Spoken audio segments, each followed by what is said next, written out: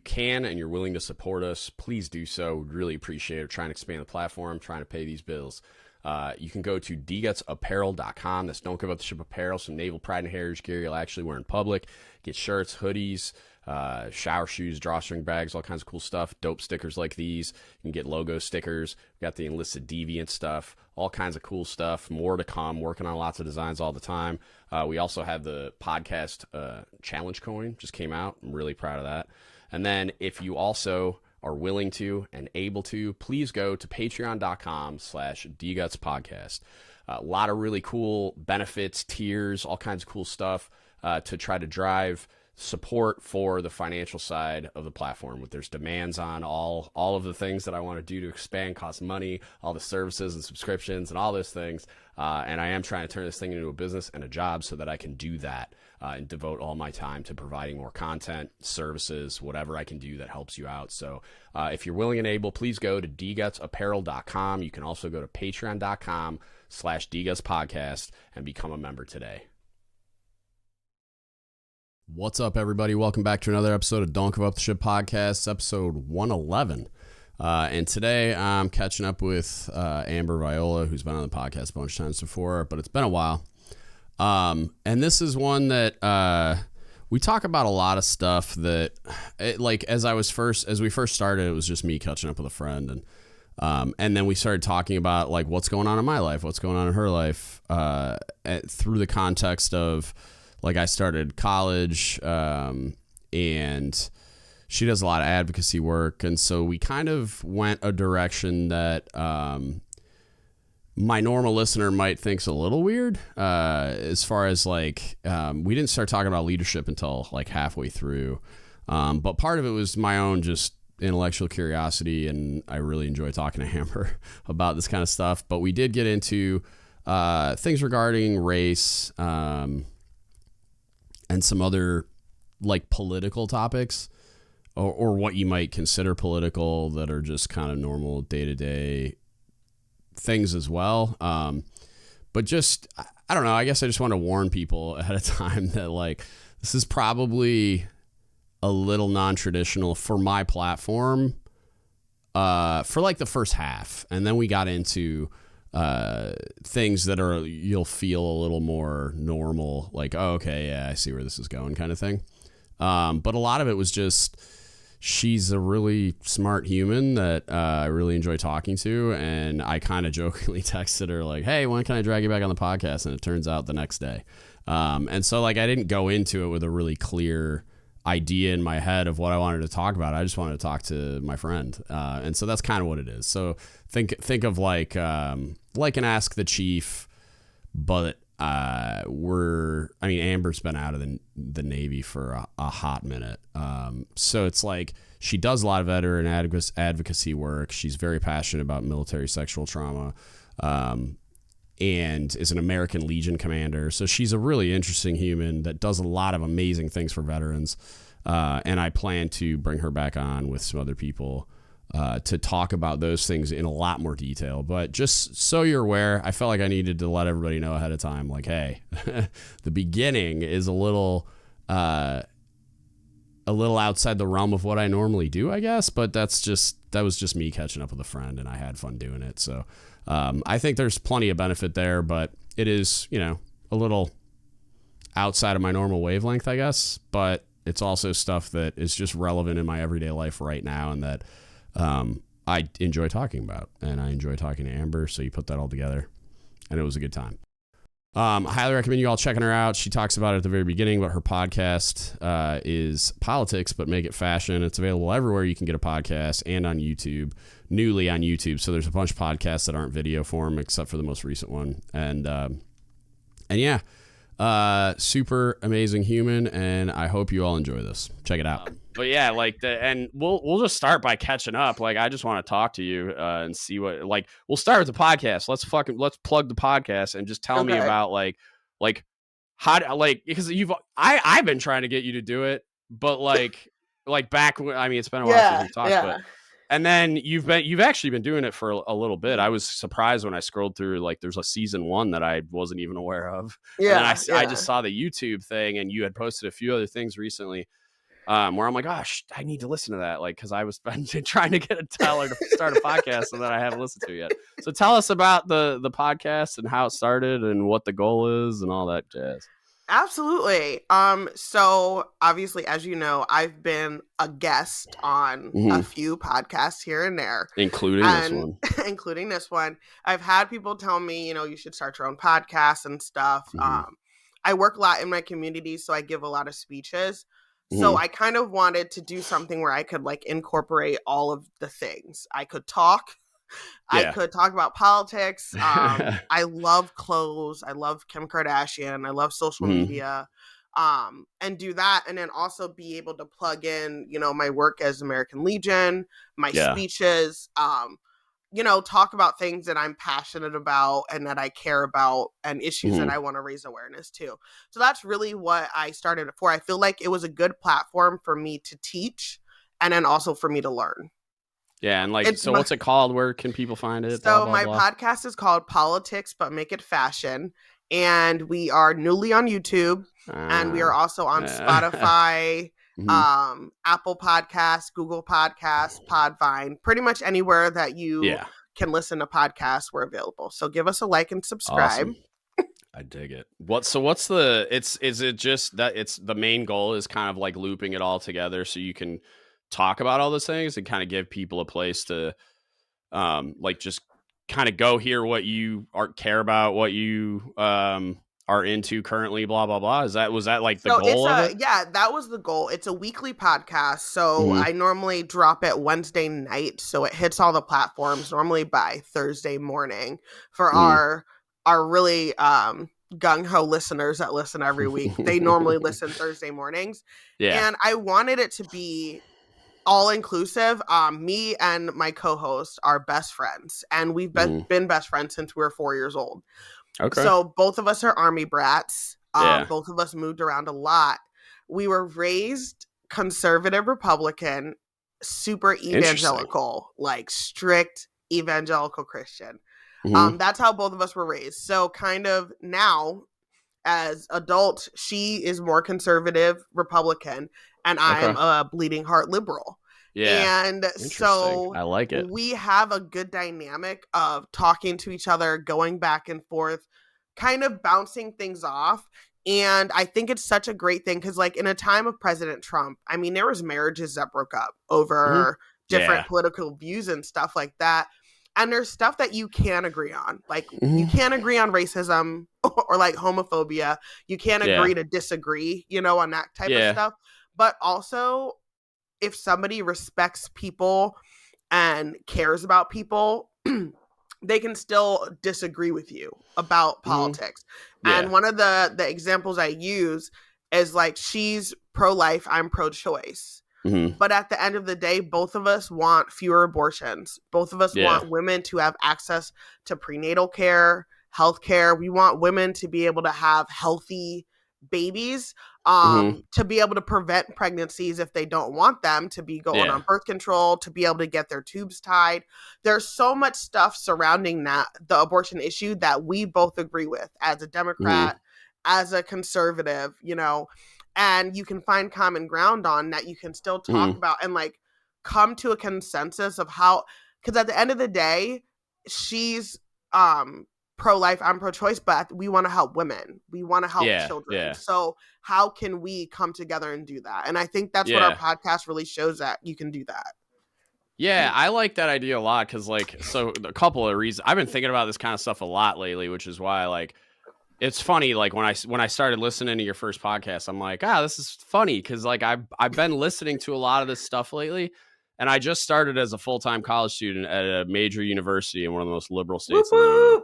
So it's cool, but it's also kind of weird because, like, all the stuff I've been hearing about, but haven't experienced about how, like, the universities have been captured ideologically by all this wokeness and all this crazy stuff you keep hearing and hearing. Now I'm in the midst of it, and it's kind of like, what I've experienced so far is like, there is true or like a mix. Not in the way that I thought it was going to be true. Like, it's definitely and I don't even know if I've decided that it's like this ideological capture, blah, blah, blah, where like you're not getting an education anymore. You're like getting an indoctrination. Right.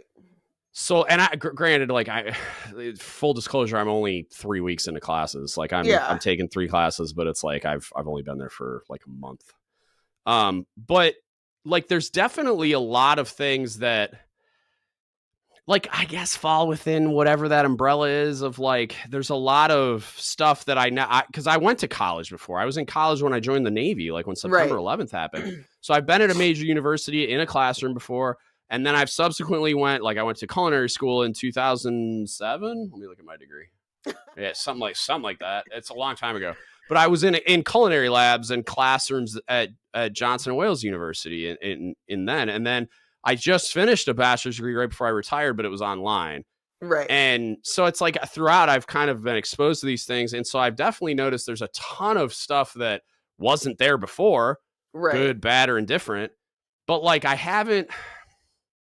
so far, I haven't seen anything that I feel like is getting in the way of my earning an education. I feel like it's like a new obstacle because like I emailed a professor the other day. We read this article. So I'm in Psych 101 right now because I want to be a psychologist when I grow up because I want to do like mental health counseling and stuff. Oh, well, I'm a social worker. I know. So I actually do mental health counseling. I'll be in a school social work for the rest of this year. Yeah. Nice. That's awesome. We'll talk about that eventually. We will, because my original degree was in psych, but then I switched over because I could do more with it.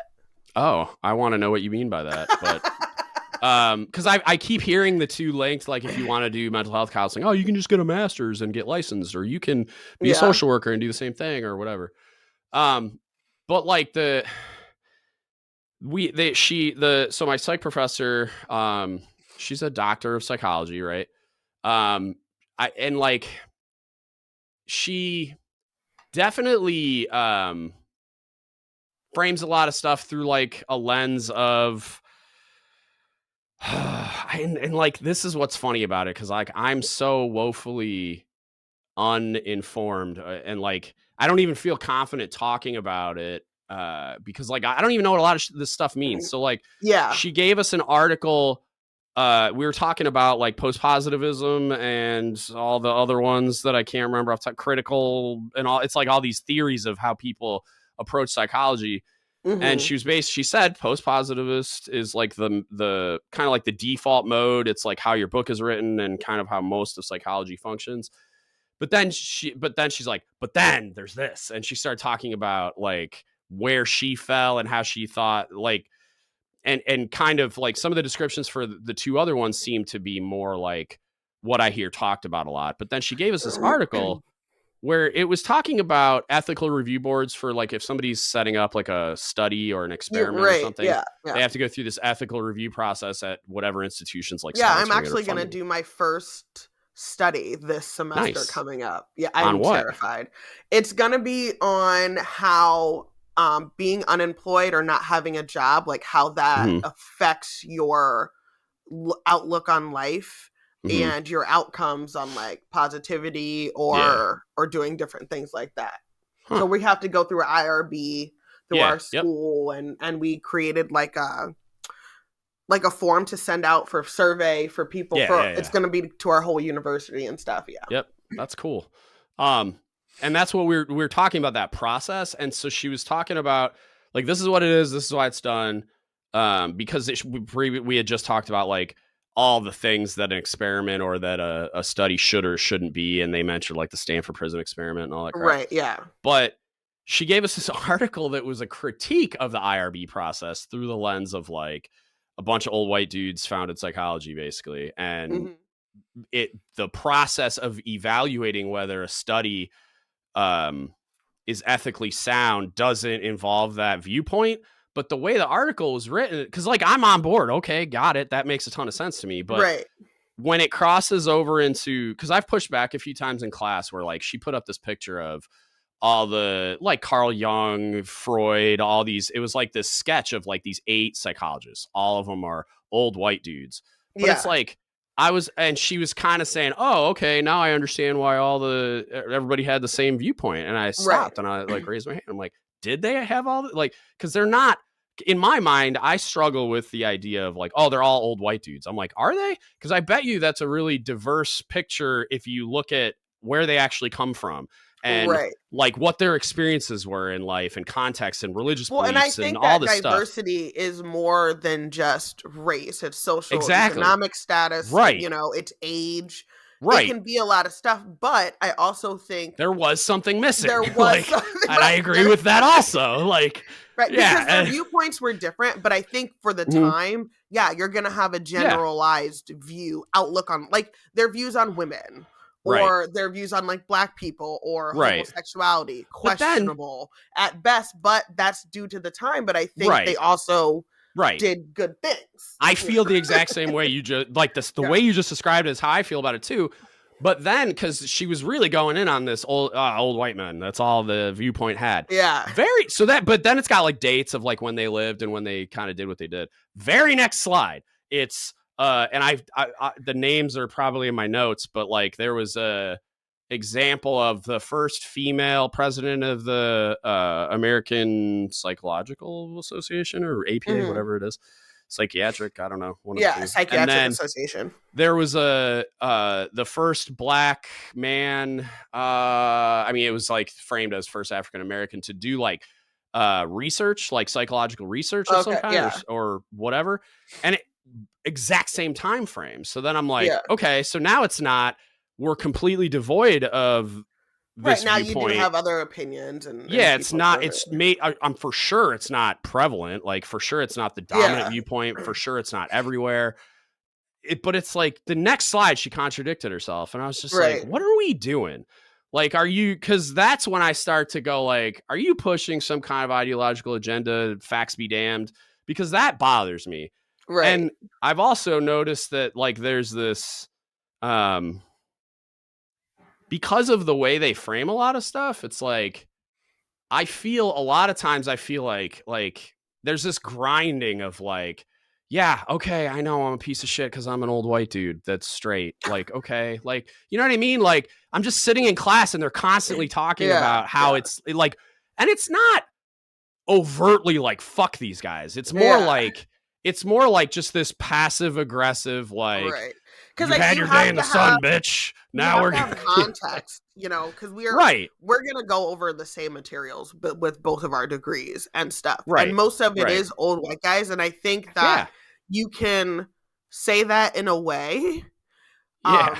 that doesn't alienate people because at the same time now fields like social work, Hmm. counseling are women driven Right. Yeah. and are white women centered. So for Yeah. me, I have the issue of like a lot of stuff in social work is framed through the lens of 40-year-old white women because those are the Yeah. people who have been doing social work pretty much Right. since it started. So it's Right. almost like you have kind of the opposite thing, but I think in both views of psychology and social work, the foundations and the stuff is based off of people and we need diversity in those, but that doesn't Yeah. necessarily mean it's bad because then like when we talk about it in social work, we want more men. We need more men to come Yeah. in and to be social workers. And if Yeah. those men happen to be old white dudes who are straight, Who I think that cares? still Because would we be a have the step in the perspective. right Yeah. direction Yeah. of getting Yeah. more men involved in it. Right. So And that's but I don't think that schools are pushing it the same way that they're saying they are, right. I because I've don't. I've been with like you, I've been in school kind of throughout my adult life and stuff, and I go to Marywood University. It's a Catholic university and stuff. Okay. So Yeah. still a lot conservative and stuff, but Yeah. also liberal with the times. But some of the Mm. stuff, and I actually made a post about this, some of the stuff that people complain about that, it's too liberal or they're too sensitive or you're Hmm. making, a safety room for everybody is Yeah. because people don't allow the same things that we allowed before. And it's like, no, Yeah. you're not gonna talk to me like that, or you're not gonna, use these types of words or different Hmm. things, and there's pushback. And I Right. don't think that's all of it, but I think that's a good chunk of it. And I think sometimes people don't like that pushback. Yeah, and that's what I've noticed is like it's not. I have yet to find a single example of like somebody discounting what I have to say or Right. starting a Yeah. conflict with me or whatever just because and it's like I'm way older than everyone in class. And like, so it's like, and they all know, like we talked about, they know my background, they know like all Right. that kind of stuff. But like, I've had nothing but positive experiences in like all of our interactions in class and stuff. Right. Like I haven't, And I think it's you'll not, probably find that you'll, yeah, yeah. I haven't had like an angry mob come for me because I'm the cisgen white man, blah, blah, or Yeah. whatever Because I as don't I even know what that said, means. like I was raised super evangelical Mm-hmm. conservative. So like I still have people in those circles who have Yeah. said things to me like, "Oh, well, I wouldn't do well at a liberal college because," and I'm Right. like, "No, nobody I said the cares. same Like thing. I was nobody's gonna afraid. do anything to you. They're Yeah. just you're gonna be in class like everybody else. Actually, Yeah. nobody's probably gonna even care that you're old. So like Right. mind Right. your business, do your work, The and only example I have of somebody caring was there was this young kid, and he makes me laugh a little bit because he's like this super young stoner kid that brings up like things he heard on the Joe Rogan Experience insight class. Like, I learned about this, and is that what I you mean love by that? And it's like, no, no, that's no. not what Doctor insert name here means by that. You dolt. But he's a good kid. Like, he's just young and Yeah, like, yeah. probably is stoned when he comes to class. But Yeah. he came up to me and he wanted to ask me a question about like, he took his car in to get the rear window fixed and it's leaking. And so, like, what does he do about that? He was asking me like a dad question. And I was like, all right, I mean, I'll answer this. Like, let's Right. go. Yeah. But I like, get asked about relationship advice from like the other kids in my class yeah, and stuff. It's so crazy. And mom you have advice because life experience they don't have. It's just I bring my intellectual daughter curiosity. sometimes, so Yeah. they'll ask me Yeah. questions and stuff. Yeah. It kind of makes sense. And like, that's the kind of stuff that I've got asked a few questions about, like the military and some other Yeah, stuff, but yeah, like, it hasn't been what I thought it was going to be. I had a genuine concern that I was going to have a problem because you know me, you know that if somebody comes at me sideways, I'm going to fucking snatch their soul out of their body. So right. like, I'm not in the military anymore. So like, Yeah, I yeah, can't behave the same way in public. You know what I mean? And so it's like, I'm like, I don't want to, one, I don't want to have these confrontations at all. But two, I understand that I like one of the primary motivations for being in a real life classroom instead of just staying home in my dungeon and doing it online is like, I wanted to have the discussions. Like I want yeah, to be challenged yeah, intellectually. And so I was talking to my wife about this last night because I've been listening to all these podcasts that are talking about the ideological capture of the university system. And one of the like crazy examples was, and I'm probably going to butcher her name, but Yeonmi Park, or that she escaped from North Korea and Oh, has yes, been yes, all over yeah, the podcast circuit talking yeah, about it. But she went to Columbia University after getting a college education in South Korea.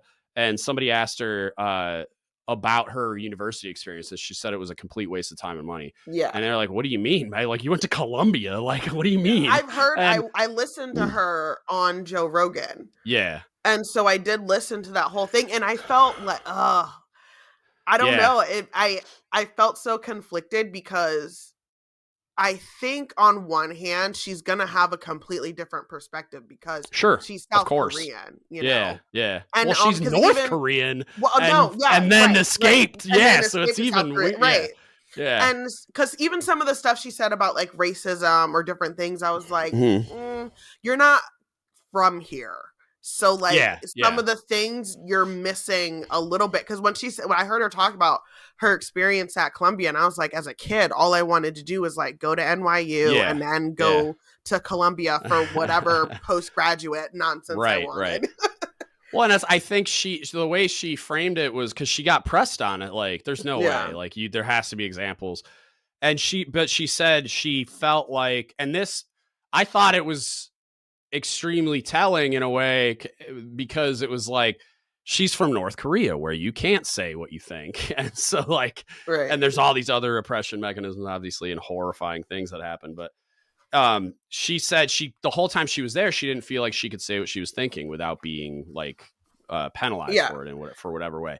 maybe that's just scar tissue from like the regime she grew up in. Right. Maybe it's just an observation of her experience. Because I wondered that for too. real, I but was like, like, yeah, there's people at my school or in my classes who probably feel I can't really speak my yeah, mind or say something because I have a different opinion than Mhm. other people in a class.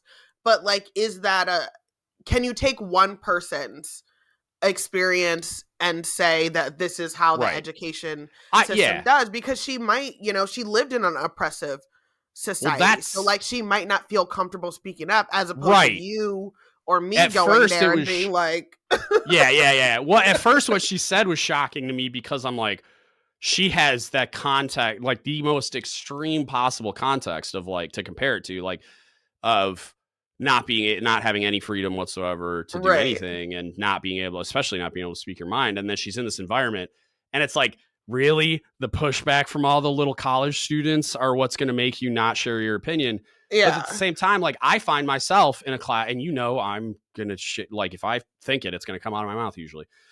I'm in class and I'm sitting there thinking to myself, like, there's what I want to say, there's what I should say, and then there's like the calculation of is it even worth speaking up about? You know what I Right. mean? And Right. I'm battling with like the self-censorship because I don't want to do that, but I also don't want to create conflict for the Where sake of there doesn't need to conflict. be any. Yeah. Exactly. And I don't want to I really don't want it to go off the rails in some kind of weird ideological thing. Like I want to have intellectual conversations Yeah. based on the But I think topic that we're you'll talking figure about. that out as you sit in class more cuz Yeah. I've been on and off in class, but I love in class. And so my whole Yeah. last Me semester was too. in class. This is my last semester of my master's Mhm. and it will be half online, half in class. Yeah. But there's times that I want to self-censor myself or I'm trying Yeah. to figure out how to say it, how not to be a Yeah. dick and say it. Because there's times that I disagree with people in our class, Right. especially because they are coming, like where we live is really old. In Yeah. NEPA, I'm from Scranton, super old population, very white, Yeah. very Irish, Italian, Polish, Mhm. so sometimes they'll say things in the vein of like, it's just very, you know, in your own bubble. And Yeah. I'm like, no, that's not right. But I don't want to come across as mean. And I'm not even trying to tell them that they're wrong. I'm just like, you need to broaden your perspective because the way you're looking Mhm. at it is so closed off that it's not right. But if you open it Right. up more, and you don't want to hurt people's feelings and stuff. So there are times I Yeah. won't say anything because I think like, is this even worth me Right. trying to Right. say or And whatever? So I'm very because like my goal is I would like to do psychological research. I would like to counsel veterans. So I'm thinking about like there's a part of me that's like I'm gonna encounter this stuff probably to very extreme degrees when I'm in the real world trying to do psychology things. So yeah. the idea of like because I was telling my wife I'm like I'm just starting to think about like is this getting in the way of my education? And then I'm like, I don't think I have a big enough sample size to even know yet. Yeah. But like, Yeah. I am starting to get a little concerned that as I get into higher level classes, it's going to slant more and more towards a direction where I'm not, which obviously I don't mind talking about it, but I don't want to be missing something else as a consequence. Like I don't Right. want them to gloss over or completely ignore other parts of psychology just to focus on one Yeah. in And either direction. I don't think they will. I think because Yeah. psychology is so old too, Right. like there's so much history that we still use. Like we Yeah. even in social work, we have a lot of foundations in psychology and we still look at like, the old guard, Right. Carl Jung and Freud and stuff like Right. so many theories are based off of that. You can't discount You that. can't escape it. Yeah. But you can also say, hey, some of the stuff they did, like we wouldn't do Yeah. now because Right. some of the stuff they did is unethical. And also, like, again, they only treated one type of person. So Right. some of these theories are solely based off of men being treated for Yeah. something. So you have to kind of then look into different theories or different things. So like feminist theory is something you can bring in and almost like stack it to another theory to Yeah. use it as okay, so now I'm going to expand this to look at women this or look at like minorities or whatever. So I think that you do still get a lot of the old foundation and stuff like that. Okay. Yeah. And but I mean, I don't was, know obviously yeah. what could happen to I your don't. professors. I think I'm kind of like operating on it's too early to tell, but also I'm trying to look at it productively, like my getting to interact with this, and I almost feel like ideology is not the right word, but when I say that, I mean like the bad version of it where people get caught up in. I mean, I've had some crazy like conservative professors. Right. And I think that's just as absurd. That's just as absurd that one of them, I'm pretty sure I almost only passed because I was a veteran. Because this man, yeah, he's like glitching. He's like, but she's a veteran. Like, I can't. We'll just say we agreed to disagree pretty much though. The whole time. Yeah, and that's what so I'm looking at it like my exposure to it and interaction with it and the people that are on this side of the spectrum. It's like I can learn a lot, and they're not dumb people. Like they just have different viewpoints than me on certain things. And they're also in their own bubble too. Like there's a liberal bubble that is insane. And so they also because I've been in a liberal bubble. And so they need to get out of that too and see that there's other sides of the coin and people see things differently and you're not always right. I feel like I stumbled into that liberal bubble and it's like I don't know what to do with my hands because like I don't know what they're talking about a lot of the times. Like, and I don't know if I even got to the part with the article about it was like, and I don't remember how it was worded. I think it was settler colonialism or something like that. Oh God. And I'm like, I don't know what this means. Like, I don't. And I Googled it and it was talking about indigenous populations and how like European countries settled and kicked them out and stuff. And I'm like, well, I know that, but like, that's not what this was. That's not what they were saying here. But they did weirdly in the article. The word indigenous popped up a lot too. And I'm like, the fuck, what are we talking about? Like, I thought you were critiquing the ethical review board process in relation to like it not because like, I feel like there's a lot easier ways to articulate like, hey, we're missing a lot of perspectives here, like women and minorities and all these other things. And it's like, because when you're talking about psychology, like you just mentioned, like you're going to be treating everyone. Like, so I need to know how to treat everyone, which means we need to like, and even some of the studies that you're going to find are very one-sided because you have somebody who is maybe an old straight white guy. And so he's going to conduct a study and he's going to approach the people who he's like comfortable with. And so sometimes that might all be the same type of people. So part of the review board process is making sure that you actually are getting like a good sample and it being inclusive and then not taking advantage of minority populations and different things like that. That was a big part of the article that I felt like was wildly lost in the sauce was like, that was the one thing I took away from that article was that because of the way the things are reviewed or even like when you're structuring the study before it goes in the review process, like if I want to study like why is the economic situation in underprivileged neighborhoods affecting them in this, that way, and the other way. And it's like, it's the impact it has on that population, the relationship that you're going to have with that population.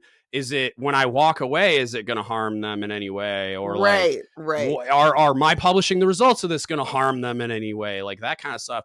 And I was like, but I feel like that got completely lost in the ridiculous verbiage in this article. And maybe it was just me. Like maybe it's like when I hand my nephew my cell phone and he can make it do things I didn't even know were real. Like maybe it's these kids understand this language, but like I'm 40. I don't. Like, but sometimes I mean you're gonna push back and like I've written papers and essays and stuff totally slamming something that I've read. Oh yeah, as like that's gonna happen or different things and I think the professors kind of like that you have your own opinion and everything and stuff and that's and you're gonna learn a lot. So. That's gonna happen because I'm going to keep saying this because you know me pretty well. Like I feel like you already know this and I would like to think my listeners know this, but like my tombstone should say it depends on it. Like when I die, like it depends, because like so many people ask me these questions thinking that they know what I'm going to say. And it's like, it's all case by almost everything is like case by case. Like I've always been really confused by the idea that, because you're talking about like pro-life and pro-choice, like how there's like an absolutist version of that. Right. Yeah. And I never understand it. I don't either. Oh, I'm pro-life. You can never, ever kill a baby. And it's like, what if she got raped? Like, what if the baby's killing her? Like, what? Like, there's situations where like you're gonna say yes, and there's situations where like, what if she's just a weird person that decided to wait until month 8 and now she decides she doesn't want the baby anymore? I have a problem with that too. But I'm like, it depends. And like, so like the thing that gets me about a lot of that, the absolutist version of any viewpoint, to Moose, shut up, buddy. My dog's like trying to defend the homestead right now. I have to keep him separate because my German Shepherd's in heat, and male, female, you know. Oh yeah, it's a mess. But Moose, go lay down. You're killing me. But yeah, it's like of course the fucking recording stopped. God damn it. Stupid camera. Like I give up. I'm not even gonna fuck with it. Do you know when it was recording or when it stopped? No. Like because mine still says it's recording. No, so the podcast is still recording. It was the independent video. I was recording for like 15 minutes and then it just ate itself. So I'll just use the Zencaster video and it's whatever. Okay. I'll figure this out eventually, or I'll just spend enough money that the problem that it won't matter. Like at this point, I'm $1,500 into this video setup that doesn't fucking work. So, but yeah, that like absolutist versions of a viewpoint, I'm almost always ready to go to war with. Yep. I honestly, like, I'm sure there's a version of like, there's a version of every, because like they were talking about, is it okay to cause harm to like a study participant or something when we were talking about the subject of like doing research. And I'm like, so no, but I'm like, I'm sure if we sat here long enough, we could construct a scenario where the greater good would dictate that the outcome of some type of harm, like maybe not killing people or whatever, but like, you know what I mean? Like some type of harm by doing a thing would be justified to save everybody's life or whatever. I don't know. But that's like, one of the reasons why I really wanted to do this podcast, because I wanted to show you don't have to have these solutions. You know, it can be gray, and that you can learn. And everything you can change your mind. You know, you can everything is be one way 2 years ago, learn and grow, and now see something completely different. You know, and that's okay. You know, and we have more in common when we kind of look at things like that. But nothing, almost for me too, when it's all or nothing, I'm kind of like, all right, well. Yep. And I don't think that represents the majority of people. Like, I don't either. There's this, and I forget who said it. I'm sure a ton of people have said it. Some smart kid in history probably said it, but like the silent majority, like of people who are more concerned with going about their daily lives and doing the things that they view as important. Like you're a mom, right? Like your daughter's always going to come first. So like, there's all these things that I have to do that I legitimately find more important, but that doesn't mean that I don't think that certain things that could happen in like the public sphere politically or whatever aren't like an existential threat to the democracy that we love or whatever. Like, so then I'm going to be involved in that type of a debate. But like, there's a lot of people out there that until it gets to that point, whether it's really is they are not even, I'm busy punching the clock, dude. I got bills to pay. I mean, I talked to somebody who didn't even know what happened on January 6th because there's people who don't watch the news at all. Hang on 1 second. My wife's calling me, which generally means, all right, I resumed. So we're back. I forget what we were talking about. God, what were we talking about? I went into husband mode for a minute. I think it was Absolutist viewpoints thing, but Yeah, I don't yeah. remember where we left off. Yeah, every time stuff like that comes up, I'm always like, it depends, like, because in that example of the professor talking about all the old wrinkly white dudes that founded psychology, I'm like, okay, hang on, like, just stop. Like, first of all, like, where are they all from? Do they actually think the same thing, or did they disagree on a bunch of stuff? And Yeah. after just saying that, they all kind of had the same viewpoint, she said, "Oh, well, both. They agreed on a lot and disagreed on a lot." I'm like, "Well, then Right. why didn't you say that? You didn't. Yeah. You just said they Right. agreed on everything." There's a way to Right. say that.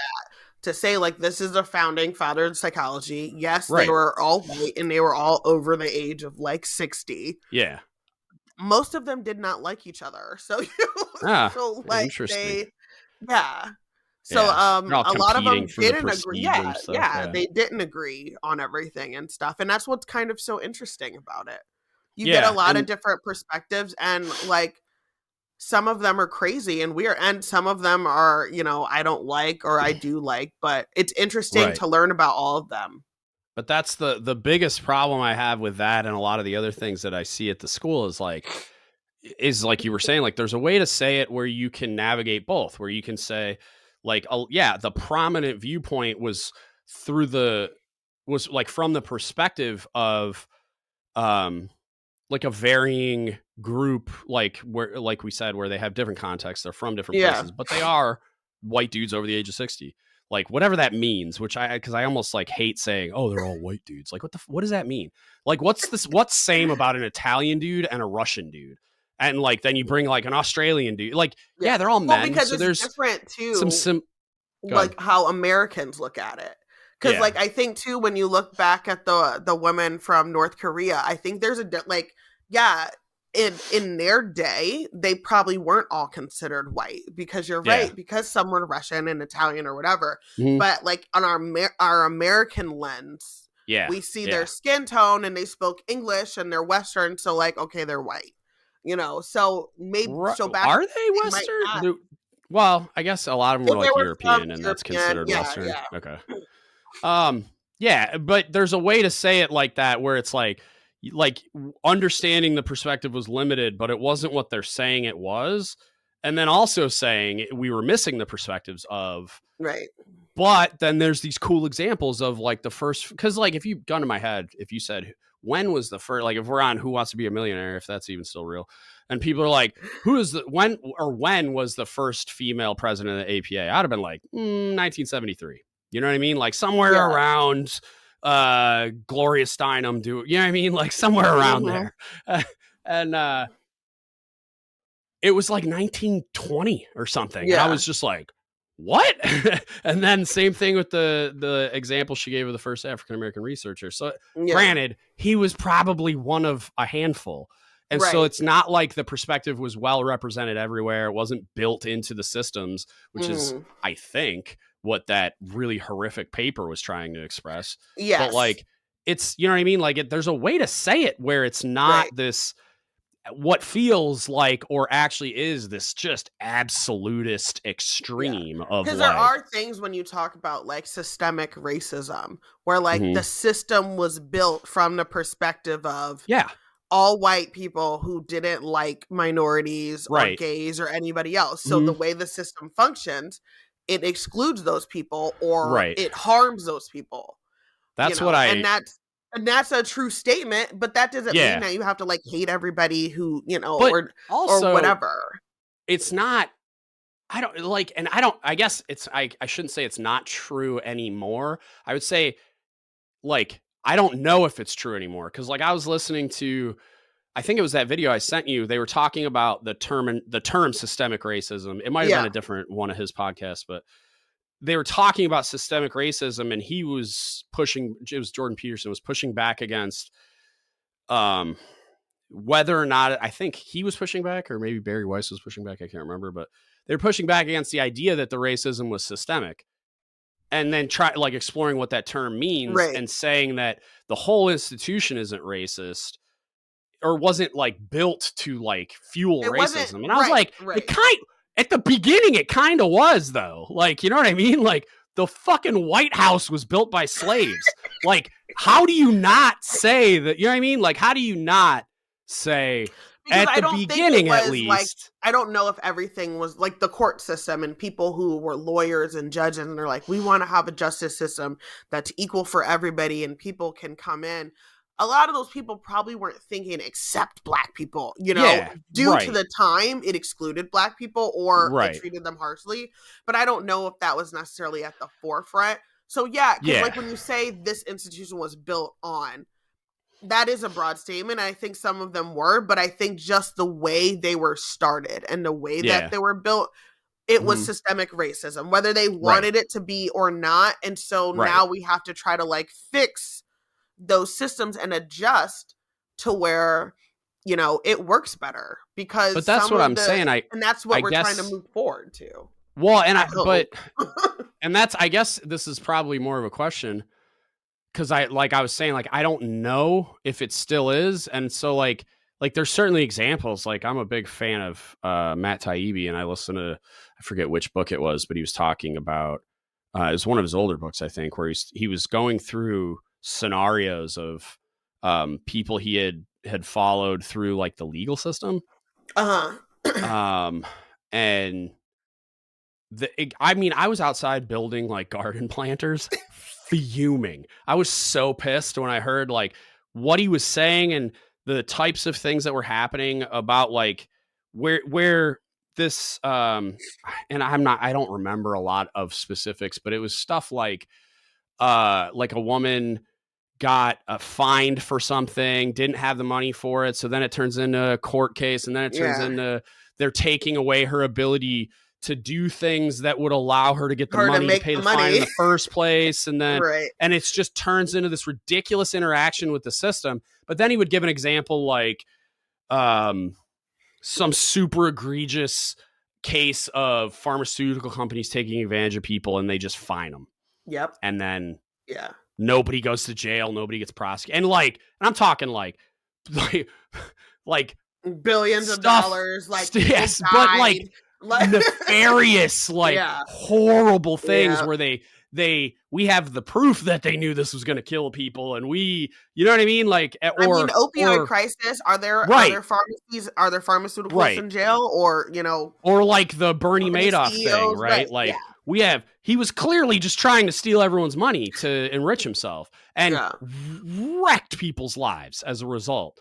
And then the court cases that came after where they tried to claw back money to repay the victims, re-victimize the victims. Like the ones that withdrew money from the Ponzi scheme they didn't know was a Ponzi scheme.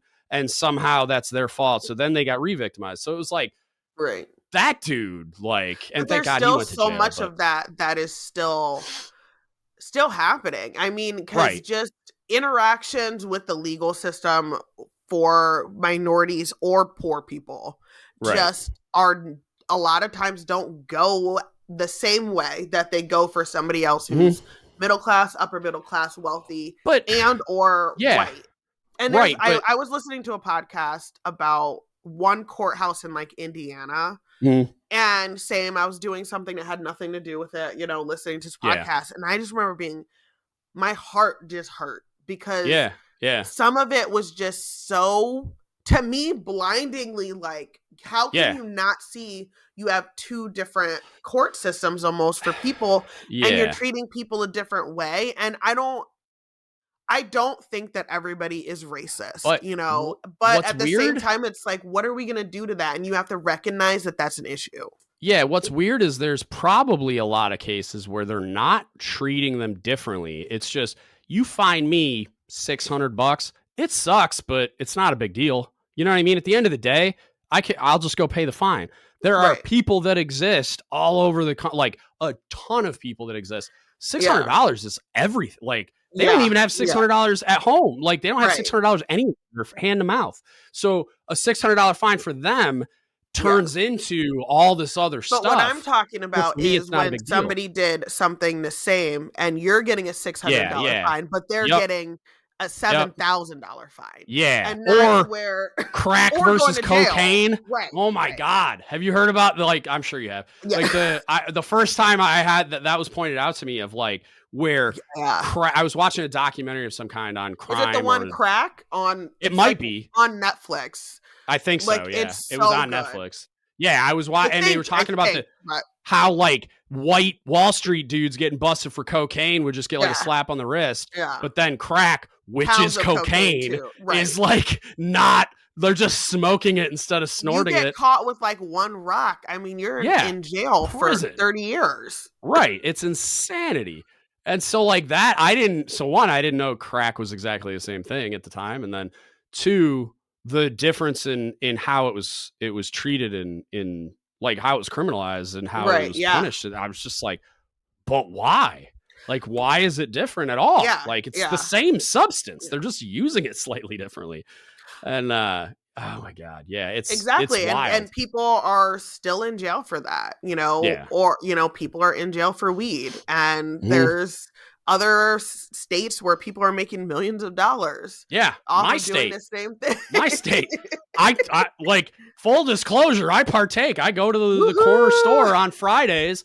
I get 20% off because it's Friday and 10% off because I'm a veteran. Well, so it's discount. That's right. I get a fat discount every Friday to buy my edibles. So it's like, but don't think for a second that like that doesn't cross my mind, because like I grew up, my brother was constantly in trouble with the law because he was always a pothead, like, and he was always selling weed to people. And it like, it hurts my head to think about like how it's evolved and how everybody's outlook has seemed to evolve. Like I've seen polls where it's like way more popular than not to like decriminalize it and legalize it nationally and but the whole decriminalization process of marijuana started because they were targeting the blacks and the hippies. Like that's where it started, and that's why. And that's talking about when they criminalized it. Yeah, because it hasn't always been criminalized, and it hasn't been for that long. But those are the groups that they wanted to target, those groups to make it seem like you're a true deviant if you smoke marijuana. And they called it marijuana to make it sound more like foreign. I've heard that. But I haven't. One of the things I heard was, and they're probably both true. And this is it's funny because I was kind of making fun of that kid in class about quoting what he learned from the Joe Rogan Experience, and I'm about to do the same thing. They were talking about, I think it was William Randolph Hearst or somebody like that they were like in the paper industry, business. And they ruined the hemp. Yes, that hemp is was a threat. Yeah. So they so they used it. They used it as a way to like, well, we got to criminalize this and make this thing bad so that it doesn't Both of them hurt are my true. business. Yeah. Okay. Yeah. I think one happened with I think the William Hearst thing happened before, where it was more criminalized on like the scale of like production and stuff like that, and then it got criminalized on a scale of like you're smoking and you're doing stuff and everything. Yeah, because like even when you had the Chinese immigrants coming for the railroad and stuff, and they smoked opium, and a lot of other people were all doing the same thing, but it got criminalized because it was looked at as like the Chinese, like they're criminals and they're smoking on always high or whatever. So yeah, it does. I feel bad too about it. Yeah. Because I mean, there's people that are still in jail. That's what blows my mind is because I saw like Biden made that, I don't know what it was, like an executive order or whatever to release everyone federally imprisoned for weed. And I'm like, there's no one federally imprisoned for possession. Right. Because that's federal law enforcement doesn't prosecute doesn't care. Because So they don't. They care about trafficking and growth operations and stuff. So I was like, that's cool. How about work with all the governors to get to get amnesty all the and stuff, states and stuff, and start with the states that have legalized it? Because because seriously, I mean, the fact that there's states that it's legal and there's still people in jail for it, seems absolutely ridiculous. And I don't understand how nobody is in office is screaming and saying we got to let these people out. Yeah, that's because I don't believe most of and this, you could shed more light on this than I can because you're involved in politics, but like I don't the impression I get as just a normal dude that sort of pays attention is that most of these people don't give a flying fuck about who's in prison and who's not, and about what your needs are at all. In general, they care about what's going to get them reelected, period, the end, or what's going to get them more money and power, which are generally the same. I agree with you, but I think that's why you're starting to see more people talk about it, though, is I think there's a lag between them like it being a popular thing where like we know, and then them actually catching up with it, I think. And so like I think you're going to see more and more of that happen because they're going to understand, oh, this is an easy button. Like this is something that I can get. Like I think if you just ran on, I'm letting people out of jail who are just in there for weed or different things. Like I think that you would get a lot of people, especially people who want the minority vote and want the black vote. Like because black people are over criminalized so much more, you'd have. I mean, that would help people out too, and then be able to give those people, if they have a felony, to get them to be able to vote. Kind of like how Florida voted for felons' right to vote to be restored and different stuff like that. Like that's something. Yeah, that was always crazy to me. That should always happen too. Right? How can you remove a right? Like, because like that's even and like you could then the controversial topic of the Second Amendment comes up. Like, you want a felon to have a gun? I'm like, I don't know. It depends. Like, it's like, it depends on what they're a felon for. But I feel like that's a completely different right than voting. Like it is. 100%. That's not 100%. The same, guys. And it's so, because then it's like you would have to go down this rabbit hole of like, well, if I'm going to remove your right to vote, then why don't I just revoke your citizenship? Because that's like one of those things that I feel like send you to Australia. Yeah, it's so closely another little tied. Island. Yeah, it's so closely tied to you being American. It's like you have a right to participate in the democracy. And then it's clearly affecting one group so bad. And for me, that's like, I know that people don't like when black people want to bring up race or feel like we bring up race all the time or everything is racist. But some stuff I'm like, how can you clearly not see that black people are over criminalized? And when you're talking about things like this, it's affecting black and brown communities way more than white communities. Because if you start talking about letting these people out of jail and giving them back their right to vote, you're going to bring up that black vote, that Latino vote so much. And honestly, that's probably an issue for them too, because how do those people vote?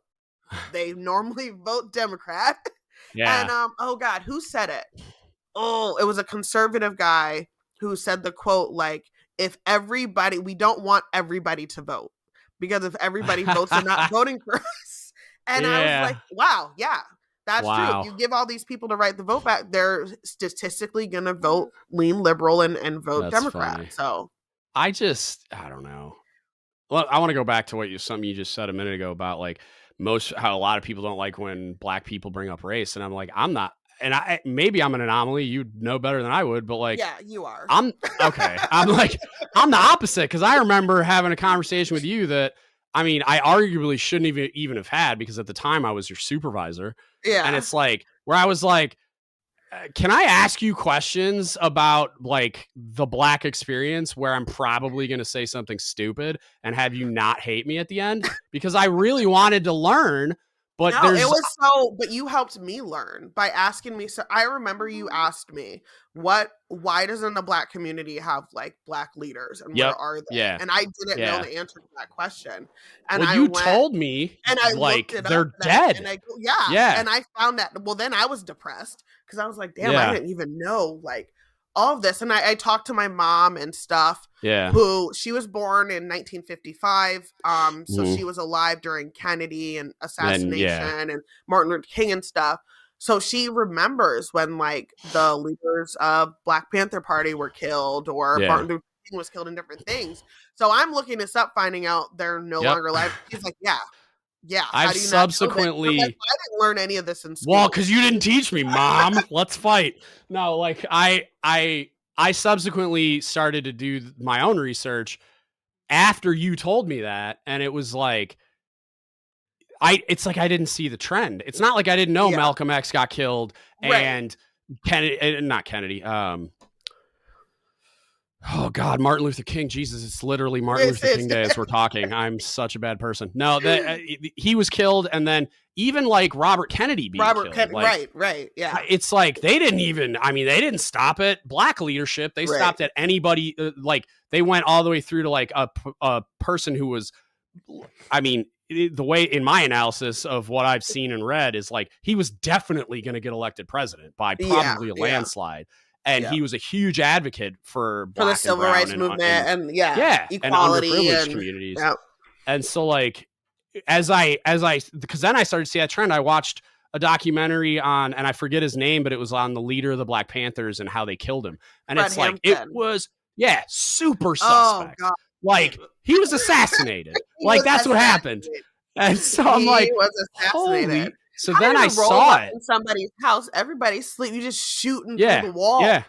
Well, because it's back then with no internet and cell phones. It's like it's easy to just spin a narrative of somebody that's standing on the steps of whatever, like a courthouse with shotguns and looking militant. It's like you can just be like, oh yeah, they shot first or whatever. Like just make up a story that is super believable to the people that would be pissed about it. Well, because there was no gun control. And would they even be pissed about in California before the Black Panthers had all their rifles on them on the state capitol steps. And then all of a sudden you had all these regulations against gun ownerships and things. And that only happened when, Black people. I've heard it said. They're like, Dave Chappelle has a joke about that about like if Black people start owning guns, we're gonna get everybody go legally register a firearm. Everything will immediately change in this. Everything will immediately change. You want to get the Second Amendment revoked? Here's how. Like it was hilarious. I don't know if that's but he said it. Yeah, every Black American legally register a firearm. Yep. Oh, that was hilarious. Yeah, because I've heard the like pushback, and I don't remember where. It was probably a YouTube video or podcast or something, where it was some kind of like Black political commentator or podcaster or something was basically saying it's not our responsibility to educate you on what it's like to be a Black person or the Black experience or all this other stuff. And I'm like, well, how the fuck am I going to learn about it? Like, and I'm not saying people who agree with that. So like there's leaders in the community here in Scranton. There's Black leaders who feel exactly that way. It is not my job to educate you. Not that I think it's every Black person's responsibility because they're Black, but somebody's got to do it. I think, the same way somebody's got to teach me sometimes everything else. Yeah. And I think that it's a cop out for a lot of you. Do a lot of your own research, right? Yeah. But a lot of people, here's what the issue is. So there's a few Black leaders in the Scranton community. Martin Luther King, Juneteenth, Black History Month. There's like 3 of us that get phone calls from the newspaper and TV reporters, all of this stuff. Because there's not a lot of Black leadership in Scranton. Exactly. Yeah, okay. And then you kind of get asked these questions and different things, but people don't do their own research. Right. So it's almost like they're coming for you for solutions. Well, Amber, how can we fight police brutality in Scranton, or what can we do? And it's like, well, what ideas do you have? Or like, what are the trends that you're seeing? Like, how can we work together instead of coming and making it all on me? And I have to explain the Black diaspora to like everybody. And I think that's a lot of weight, but I feel the opposite. Okay. Because of how I was raised, and because I was raised conservative, and I voted Republican in my first election, I was raised super evangelical. I feel like, and I was raised around all white people. So I feel like I'm a bridge in between, and I'm able to communicate really good with both sides and kind of explain things. So for me, I don't mind. And I actually feel like that's part of why I'm here. That's part of why I started the podcast, is because I feel like I can be that bridge and I can help people and teach. And everybody doesn't feel that way. But for me, I personally feel like that's what I'm here for. But I do understand, as being a Black person, where it's like the class is learning about slavery and everybody looks at you. What do you have to say? And that's what it is. It's instead of people doing their own research and looking things up, it's like they're looking to you for answers, for solutions. They're looking to you for the question, instead of kind of doing it. And that's why. But I do get that it's hard to understand that from the outside looking in, because I really didn't get it either. And I've had Black leaders tell me, like, it's not my responsibility, I'm not doing it. And I've disagreed. So I had to kind of do my own research and find out right. how I felt and why these people felt that way. Well, and I feel like maybe it's a separate issue that like a lot of these people are just being lazy and not doing their own research and coming with an educated perspective that, cause like it's for me, the thing that I struggle with is like, no matter how much I read, no matter how much I watch, no matter how much I consume on the topic, I'm never going to understand what it was like, whether we're talking about slavery or we're talking about just like being a Black person in America at any point and going through those experiences. Like I can read about,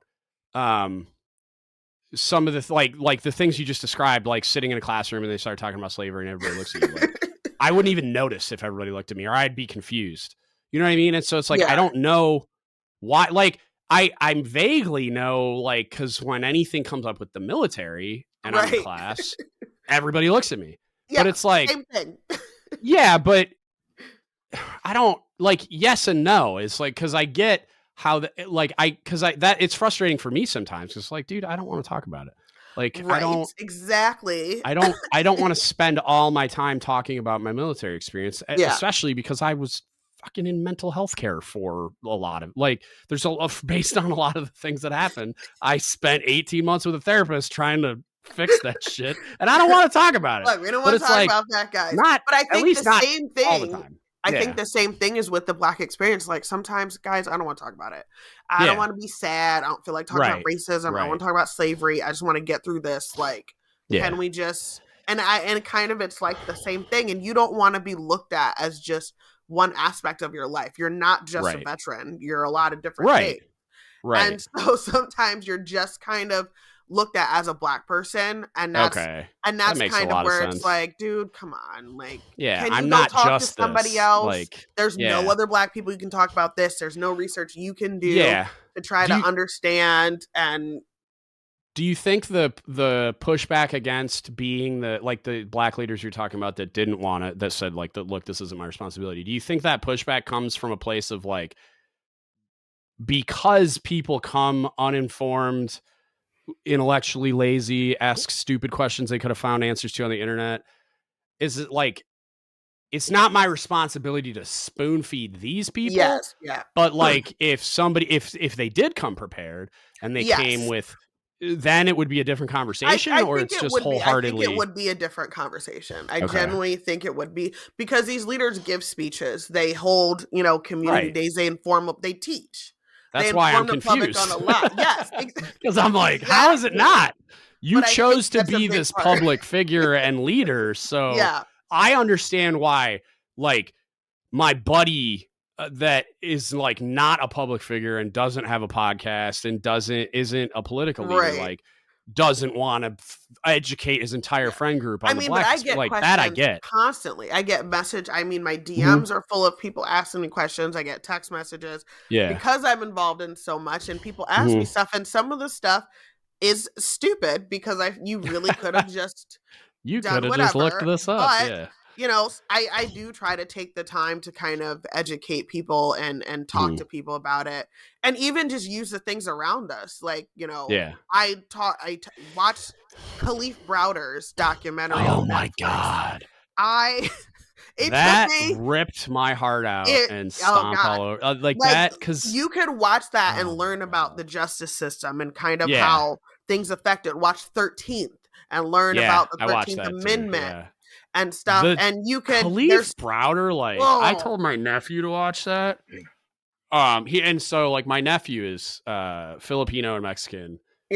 And so he's very like, when he lived with us for a few years, I think he was 17. So he's about so like, he was in the like vicinity his age. His age. And I was like, bro, I'm like, because we were talking about interactions with cops in the criminal justice system, and I was telling him, do not ever talk to a cop. Like, and I don't have anything against police officers. I'm not that guy. What I'm saying is, if a cop grabs you for any reason and it, like, just nothing, the only word that ever comes out of your mouth is lawyer. Yep. That's it. And I was like, Yeah. and I don't even care if you didn't do anything wrong. Yeah. I don't care especially if you didn't do anything right. wrong. Just don't say a word. Nope. Like, cause like I'm a Second Amendment dude. Like I carry concealed everywhere. I'm not an absolutist, but like I very much believe in carrying a firearm. And I was talking to him about like if I had to like shoot someone, like if I was in a Right. position where I had to defend myself with a firearm.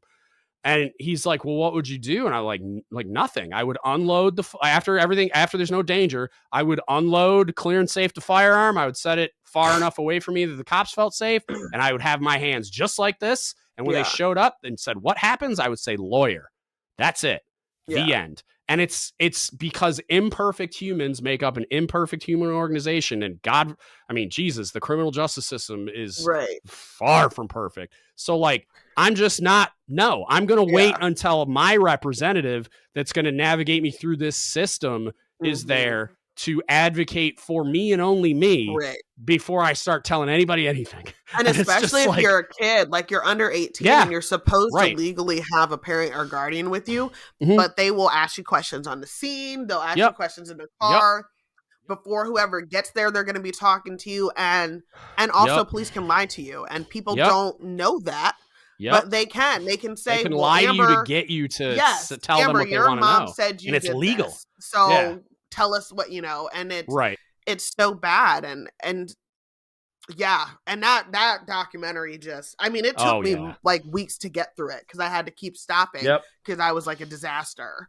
That one, like there were like I've heard stories, but I'd never seen it or heard it illustrated in that way. And they had so much really great footage of him talking before he took his own life. Yeah. And it's just like, he was just victimized, like from beginning to end in like the most egregious possible way. He was. And he didn't even do anything.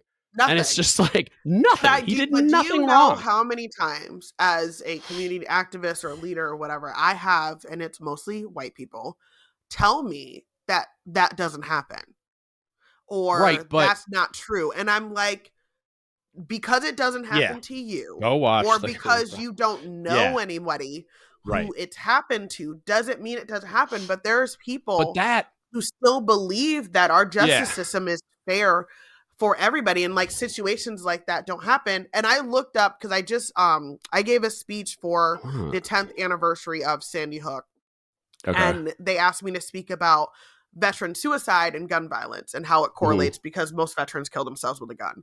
And I was looking up different stats and different I'm gonna things. be super ignorant. Was the shooter at Sandy Hook a veteran? No, but they How is that relevant?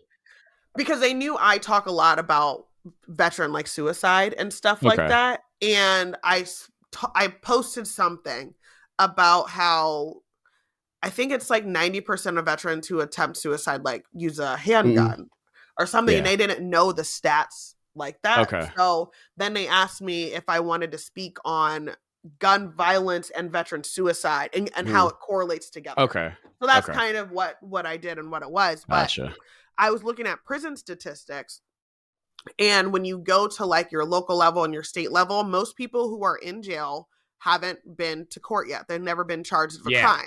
Which was Khalif Browder. He was in jail. People don't know that. Yeah. Most people who are just in jail sitting, they didn't do anything. They're innocent until proven guilty. Yeah. And a lot of those people are minorities, especially when you get into like the bail system that we have and how it affects minorities and people who are poor. And so, people think that, well, if you're in jail, that's why you don't deserve to vote because you're a criminal. You probably murdered somebody. You probably raped somebody. That's why you deserve to be in jail. Turns out most people have not even been charged or like found guilty. And then secondly, a lot of the people who are in jail for like property crimes, theft, personal crimes, not paying their child support, all of that stuff. The percent of people who are in jail for murder or kidnapping or rape is small, so there's just so much all put into like kind of one thing, but it's just atrocious kind of sometimes what happens to people. And I think, I think people do need a visualization and a way to kind of see that for them to really understand. Because watching that on screen and learning about Khalif Browder and stuff, like it changed my mind. It changed my life. Like it impacted me. And I think that, you know, if people really knew all the stuff that can happen. I mean, I remember being in Virginia, and I think I talked about this on a previous podcast I did with you, being pulled over all the time in Virginia Beach and Norfolk constantly. I had a new car, I had tinted windows, and amount of times I'd get pulled over. I had got told to get out my car. This is all while I'm active duty. I had my car searched. It happened when you were a teenager too, with you were out with your friends and they dragged you out of the car and stuff, and they were just like, what? And then they just drove away. They don't give you a ticket. They don't give you a warning. They just drive away because they're expecting to find guns or drugs or contraband or whatever. And I had a cop tell me one time, well, why is your car so empty? What does that mean? I like it clean. Empty how? It's not like yeah. Because I didn't have a bunch I'm of a good adult. Like my car's not empty. My car looks like I live in it. So like, and I went to work the next day on my ship, and the people I was with were Black, and we were talking about what happened. And these people that I worked with did not believe us. Like truly could not fathom that I was not speeding. I didn't illegally turn. Like I didn't do anything, that I literally just got pulled over. Right. And when I was like, oh, well, that's never happened to me. Okay, bitch. Like I'm happy for you. Like, what do you want me to say? You know, or police can't do that. Yes, they can. Yes, they can. Or like, why would they do that? I don't know why, but they did it. And I really wish I could remember which book it was, because I'm guessing it's I Can't Breathe, which is, he writes in depth about Eric Garner, but I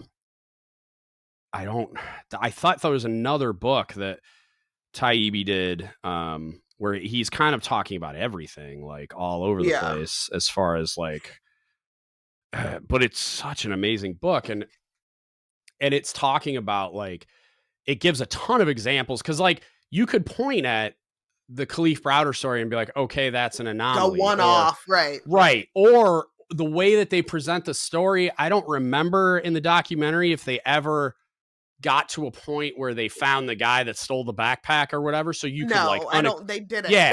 So you couldn't, so you couldn't even like, oh, maybe they looked alike or. Right. Or but you couldn't like unequivocally prove that he didn't do it. Right. So then you could, he probably did do it, but they're just framing it in this way.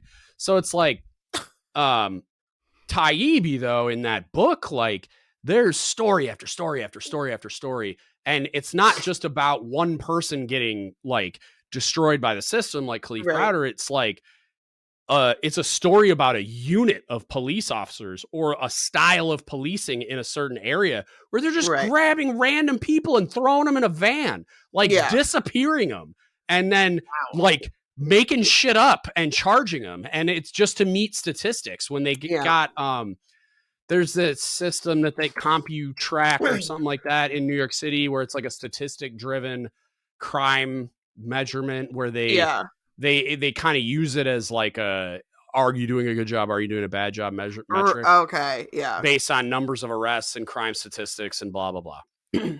And they do these reviews of the precincts or whatever periodically in New York City. And so like, if your stats aren't good, you're bad.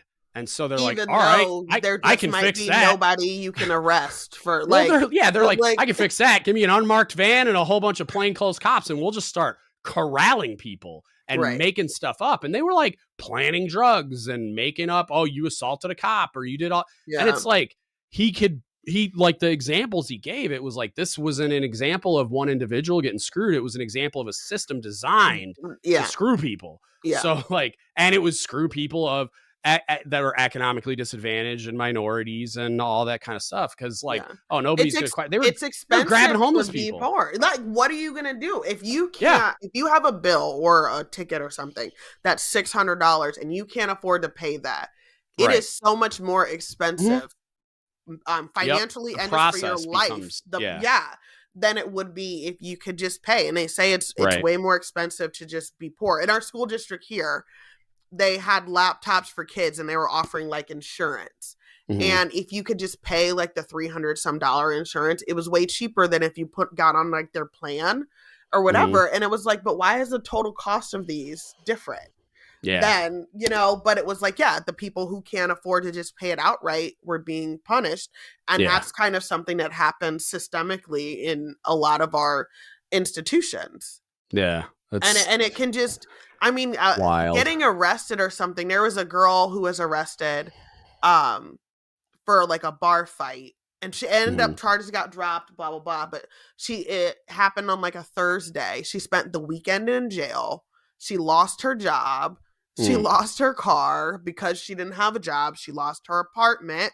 Yeah. She actually lost everything she owned because she didn't have somebody who could go to her house when her apartment got evicted to pick up her stuff that was on the street.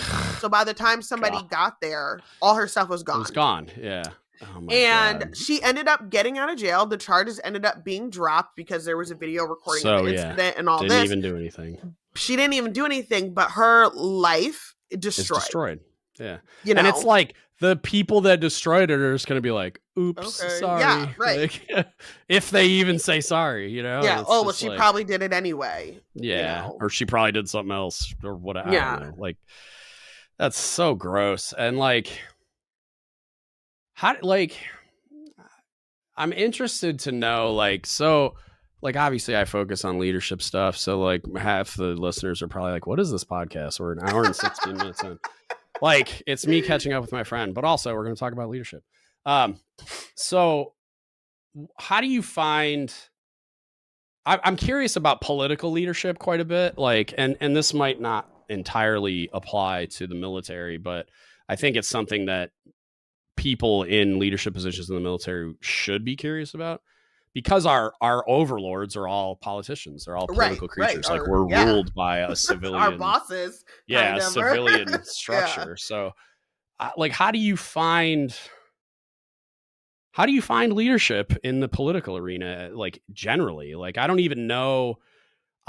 Like, as an observer, because I don't have any connection to politics really, outside of which I thought it was funny that your friend was a Republican, because I didn't know that, because I watch Breaking Points constantly, and it's Crystal and Sagar are like, Crystal's a Democrat and Sagar's a Republican, but they're friends and they have really great dialogue about everything, and they call everything what it is, which I think is really funny. Like, I think it's fun to watch a Democrat trash Democrats, like when they're being stupid. Oh, like, so she goes in on her own party all the time, and then Sagar does the same thing, and vice versa, and it's really great. I really love that channel.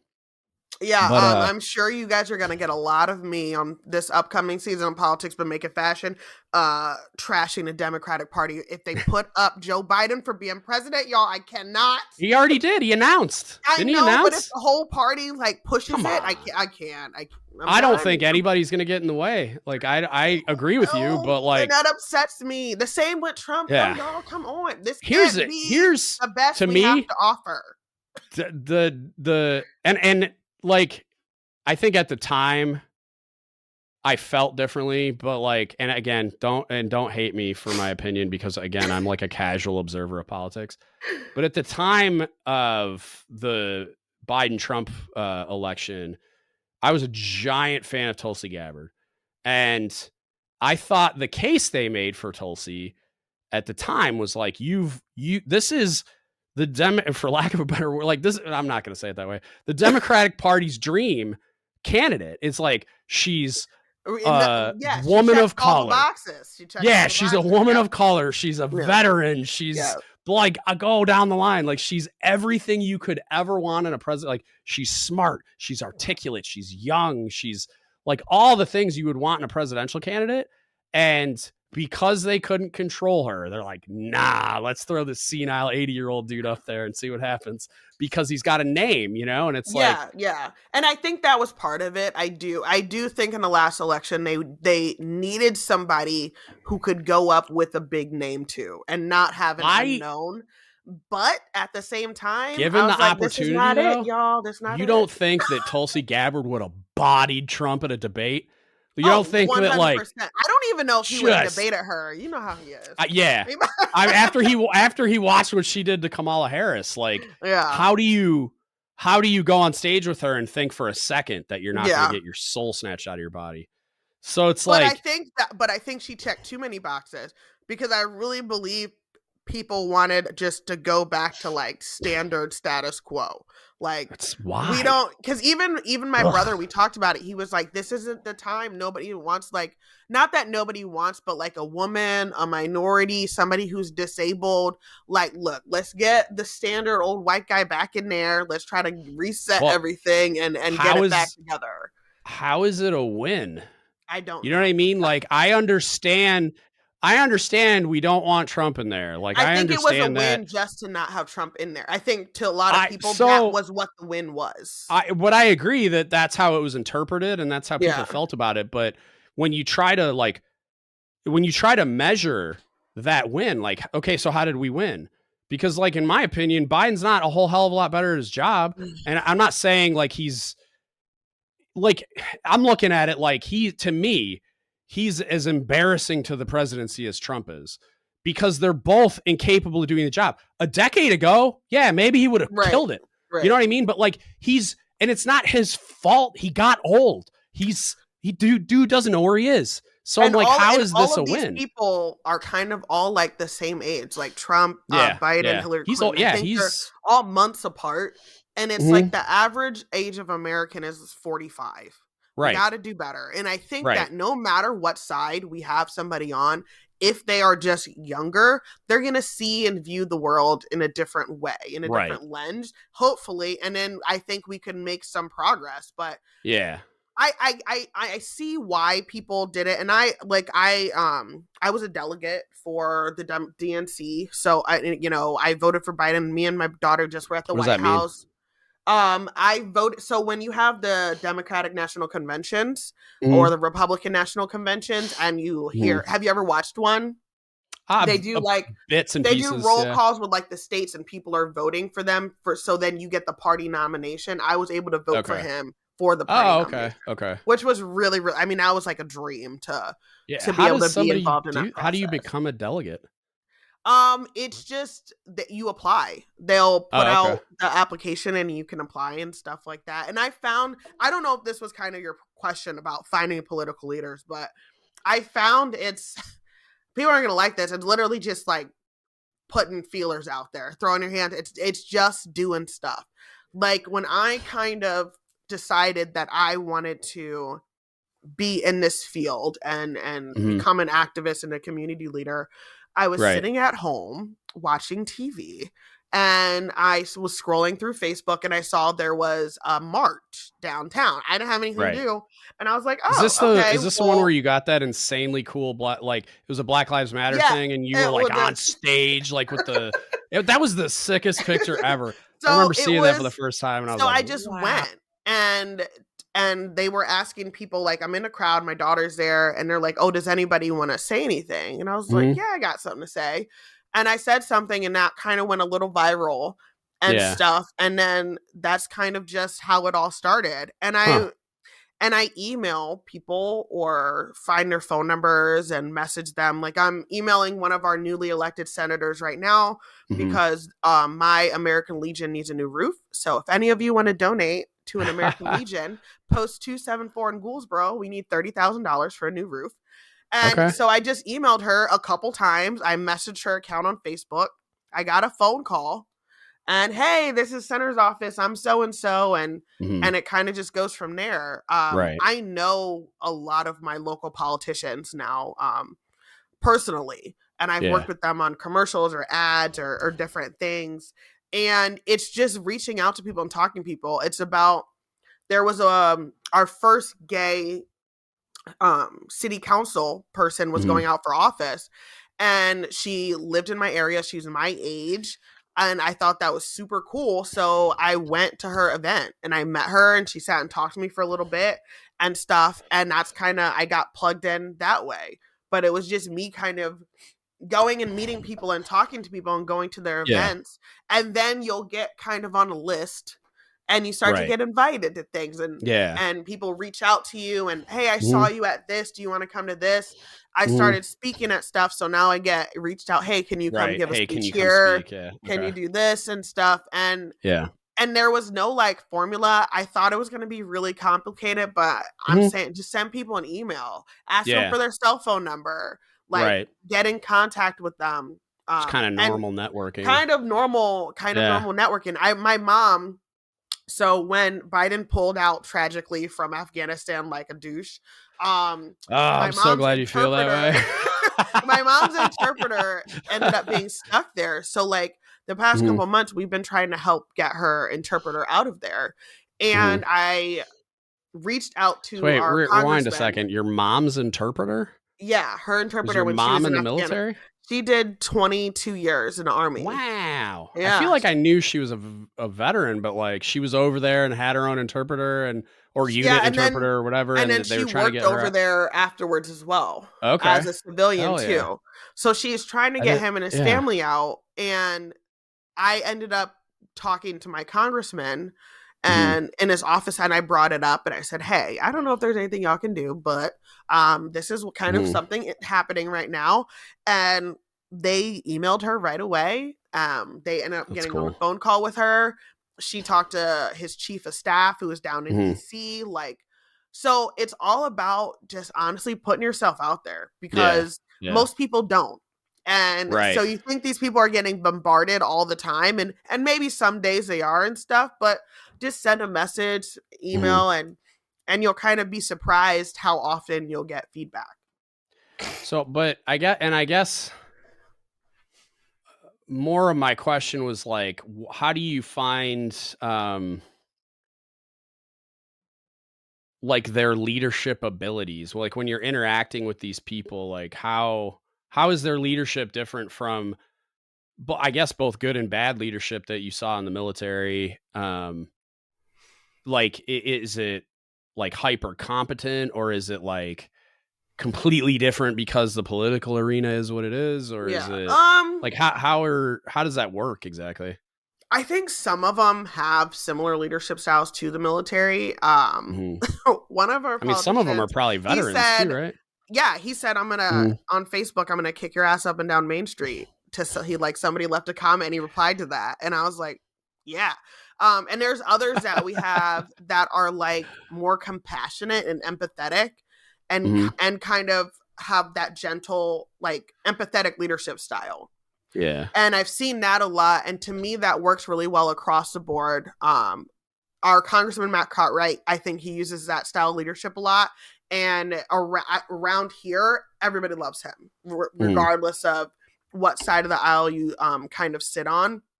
Yeah. And you have to feel out your constituents and kind of, what are they like? Like if you're leading rednecks, then you're probably going to have a little bit of redneck style. And if you're in somewhere like California, then, you probably want a little bit more of like a healthy, vegan, like lifestyle thing. So that, it really just depends, but it's definitely a lot more diplomatic than military leadership style is. Definitely. Which makes sense. I mean, it's the organization has different needs. But I think it depends on the people. We had a senator who's not a senator anymore, but I interned for him, and he had his master's degree in social work. And I loved him. And I loved how his social work background affected the type of leader that he was. And he was very like research-based and numbers-based due to that. So a lot of things were based on like, real facts and real things that are happening. And then like holding a survey, show like what's the poverty rate for our kids, and then getting the information and then actually doing something about it. Right. Interesting. Because like I've always wondered, like of the type, I hear people say things like the types of people we need in politics are not the type of people that get involved in politics. Well, so because I think I hear it all the time. People say you have to be a sociopath or a narcissist, Right.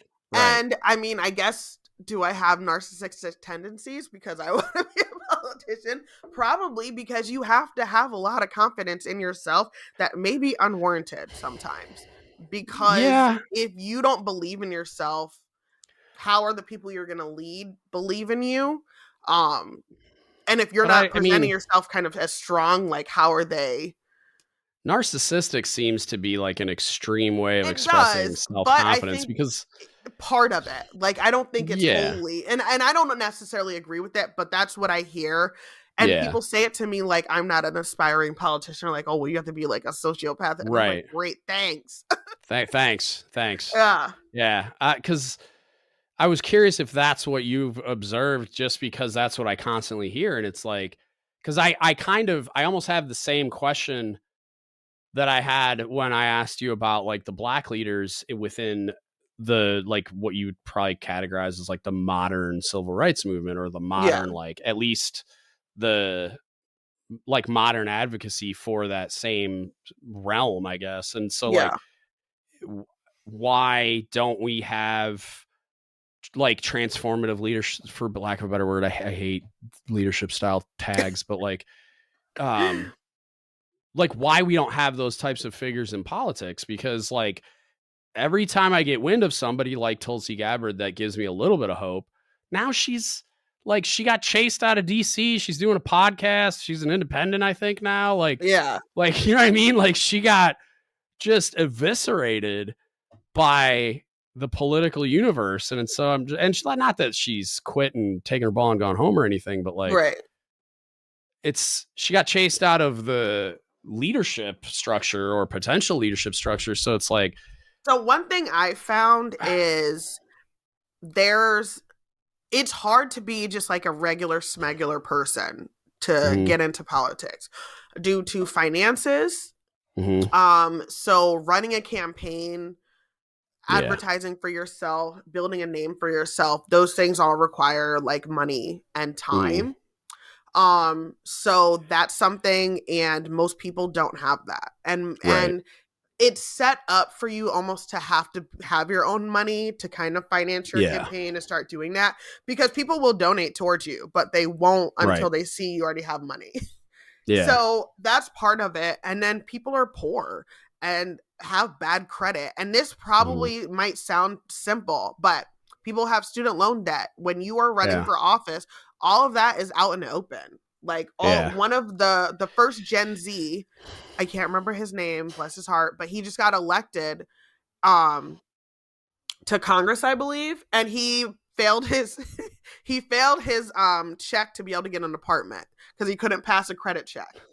So like these are issues that people have, or you have a background, you were a criminal. We had a guy who was a friend of mine here gonna run for city council. He would have been the first Black person on city council in Scranton ever. Openly gay, like amazing man, has been through the struggle with like substance abuse years back. You know, I'm talking 15, 20 years. Overcame that and is like just such an amazing person, but they drug him through the mud over a city council seat in Scranton. Free election, they get paid $1,000 a month. It was an appointment seat, but they drug this man through the mud over something that he did 15 years ago. And never got in trouble again. Never did anything. Somebody spent hours on somebody's Facebook, hours, to find a post from 2011 to bring up about something that the person said. So you have all these things that happen that most people aren't able to overcome because they do have a background or aren't really willing to. And there's times that I think about it where I'm like, I've gotten threats. I've gotten a lot of hate from different stuff. And there's times I'm like, do I want to run for office? Because I have a crazy. It's just going to continue to get. It's going to continue to amplify. And I think that's why a lot of people who are probably great community leaders and amazing people who would make absolutely amazing politicians and leaders might not step up due to a lot of different factors. Is a big part of it like, so the gentleman you just described running for city council is a big part of why that's an issue for him when they bring it up as like an attack. Is it an issue for him because of the demographic? Like, because it's older, white, like, I think so. I think a lot of racism played a part in that issue with our city council with him, because he would have been the first black man on council. The reason I ask is because when Trump can say, and then I grabbed her by the pussy and get elected president, there's a different standard. That's the world we live in. Trump can get on there and say, grab him by the pussy. I spoke at a rally, repeated the N-word because somebody said it to me, told a story, was criticized. I can't believe you have somebody working in City Hall and for the city who uses that kind of language. Hi, our president right now cusses all the time. The one thing I love about him, okay, but he does. Why is it different when I do it? Or, you know, and I'm a black woman. I can't do the same things that other people do. Well, we can't have the same criminal backgrounds. And that part I understand it, even though I obviously disagree with it. But like, what I don't understand is why specifically, and hopefully this doesn't sound too ridiculous, but like, if anybody can say that word on stage, I would think it would be you, and you were repeating it in the context of a conversation. It's not like I said it. Like, if I was on stage the post, and I repeated it, that people brought up, somebody used the N-word, we're black, years ago, and that was a problem. How is it a problem? Like, how is it a problem? Like, I'm not going to claim to understand the complexities of that word and the rules of its usage, but I know I can't use it, and I know it's at least socially acceptable that black people use it all the time. And so it's like, well, okay, are we changing the rules for politics? Like, why do you care? And it's like, why? It's a word. It's like, why, when we're talking about, I don't know what you were talking about, but I imagine I was talking about getting pulled over in Virginia. Right. So if you're telling that story, right, and the cop, for instance, used the N-word during the arrest, to me, it's like, not only is it a factually accurate account, I think I said that right. But also, it's when you're relaying the story, trying to achieve like an impact or like an effect by sharing that story with this audience. Bleeping out the N-word that was said by the white cop doesn't feel like the move to me. You know what I mean? Like, if he said it, I want to hear it because I want to feel that in a way that is going to like make me walk away with the lesson or at least the memory of the story. Well, so it's Rashida like, Tlaib to me, it just seems appropriate. Cursed during like a victory speech. And I mean, it was all over conservative news, and people literally were saying, "Fucking Beto can say fuck all the time," and when it polls well, it's like becomes his new move because he's a clown in every other aspect. Exactly, but I'm telling you, it's not logical and it doesn't make sense. But there is a completely different standard out there for women of color and people of color, and I guess, and at the end of the day, we just can't do the same things. And I guess because even the concept of like the city council candidate, what's his name? I feel like his name is abstractly talking about him.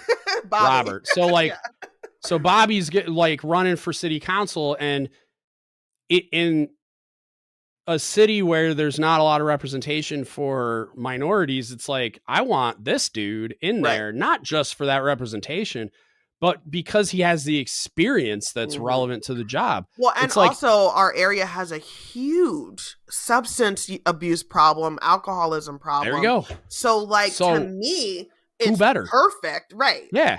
Yeah. Who better? Like, cause I understand somebody maybe being a little hesitant, but also if we have a huge substance abuse problem and we're interested in fixing that substance abuse problem, who better? Because you're never going to understand it having not lived through it. That's why we are advocates of representation in these certain forms of government. Like I can believe that, like gay rights and minority rights and all these other like freedom of religion, all these things are good, But somebody who's been oppressed or singled out or had a really tough experience, but has actual experience with it, and then came out the other end better, learned from it, blah, blah, blah.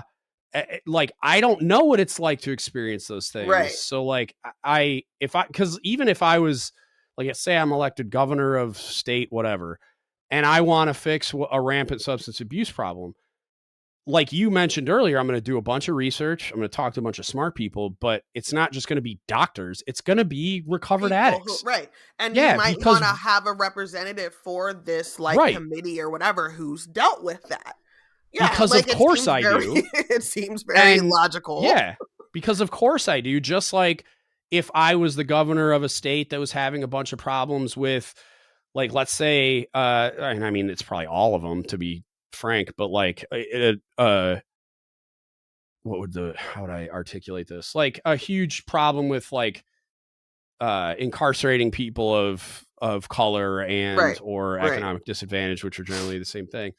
So it's like if I wanted to figure out a way to fix that, like, yeah, I'm going to do a bunch of research. Yeah, I'm going to talk to law enforcement officials and prison officials and all these other people, but I'm also going to go talk to the people that are getting locked up. And it's like, and I'm going to go talk to people that were locked up, not just, okay, so Black and brown people are disproportionately being imprisoned. I'm not just going to talk to community leaders that weren't locked up. Right. I want to talk to somebody that went through that experience. Because of course I do. And I don't feel like it would be like if I like, and context is important. Like I'm a older white dude, right? So like if I'm the one doing that, I feel like it would be okay. Right? Like if I'm the governor or senator or whatever that's deciding that, hey, I want to work on reform in my state about this thing. So then I went and sought out people like Robert and whoever else. It's like, I don't think there would be pushback so much there, but because he was the one trying to become the city council member, they're freaking out. And it's like, but what's the difference? If he's qualified and capable and he has that really relevant experience. I watched all of he was the best out of all the candidates and stuff. Yeah. And it was hard. And honestly, I cried. Because they came out with this hit piece article in the paper about him. Even after he was no longer in it, he he dropped out to like try to protect his family and stuff, and they still put out like this hit piece in the paper and said like former council person hopeful or whatever. And I was like, this is bullshit. You know, why does this even matter? And it literally to me that epitomized why people don't run for office who should. Yeah. And so what was it that was it just the cumulative pressure of all those types of things, like smearing him in the press and all that, that made the decision for him to be like, all right, this cost is too high. Yeah.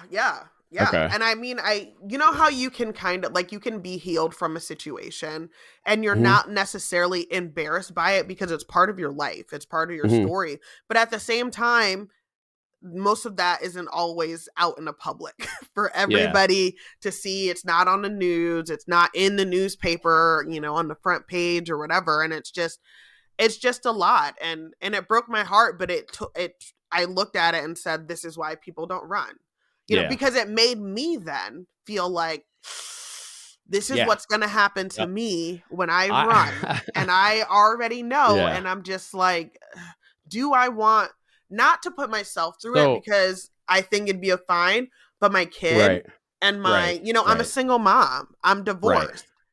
Some people have a problem with that. I fit into the stereotype of like, a black, I'm a dark-skinned black woman with a baby with no husband and stuff, and do I want that to be out there? I have student loan debt, I have, and you have to, you put your finances out there. That's an open thing. And it's not anything like I'm embarrassed or ashamed of, but also like, do you want this out there?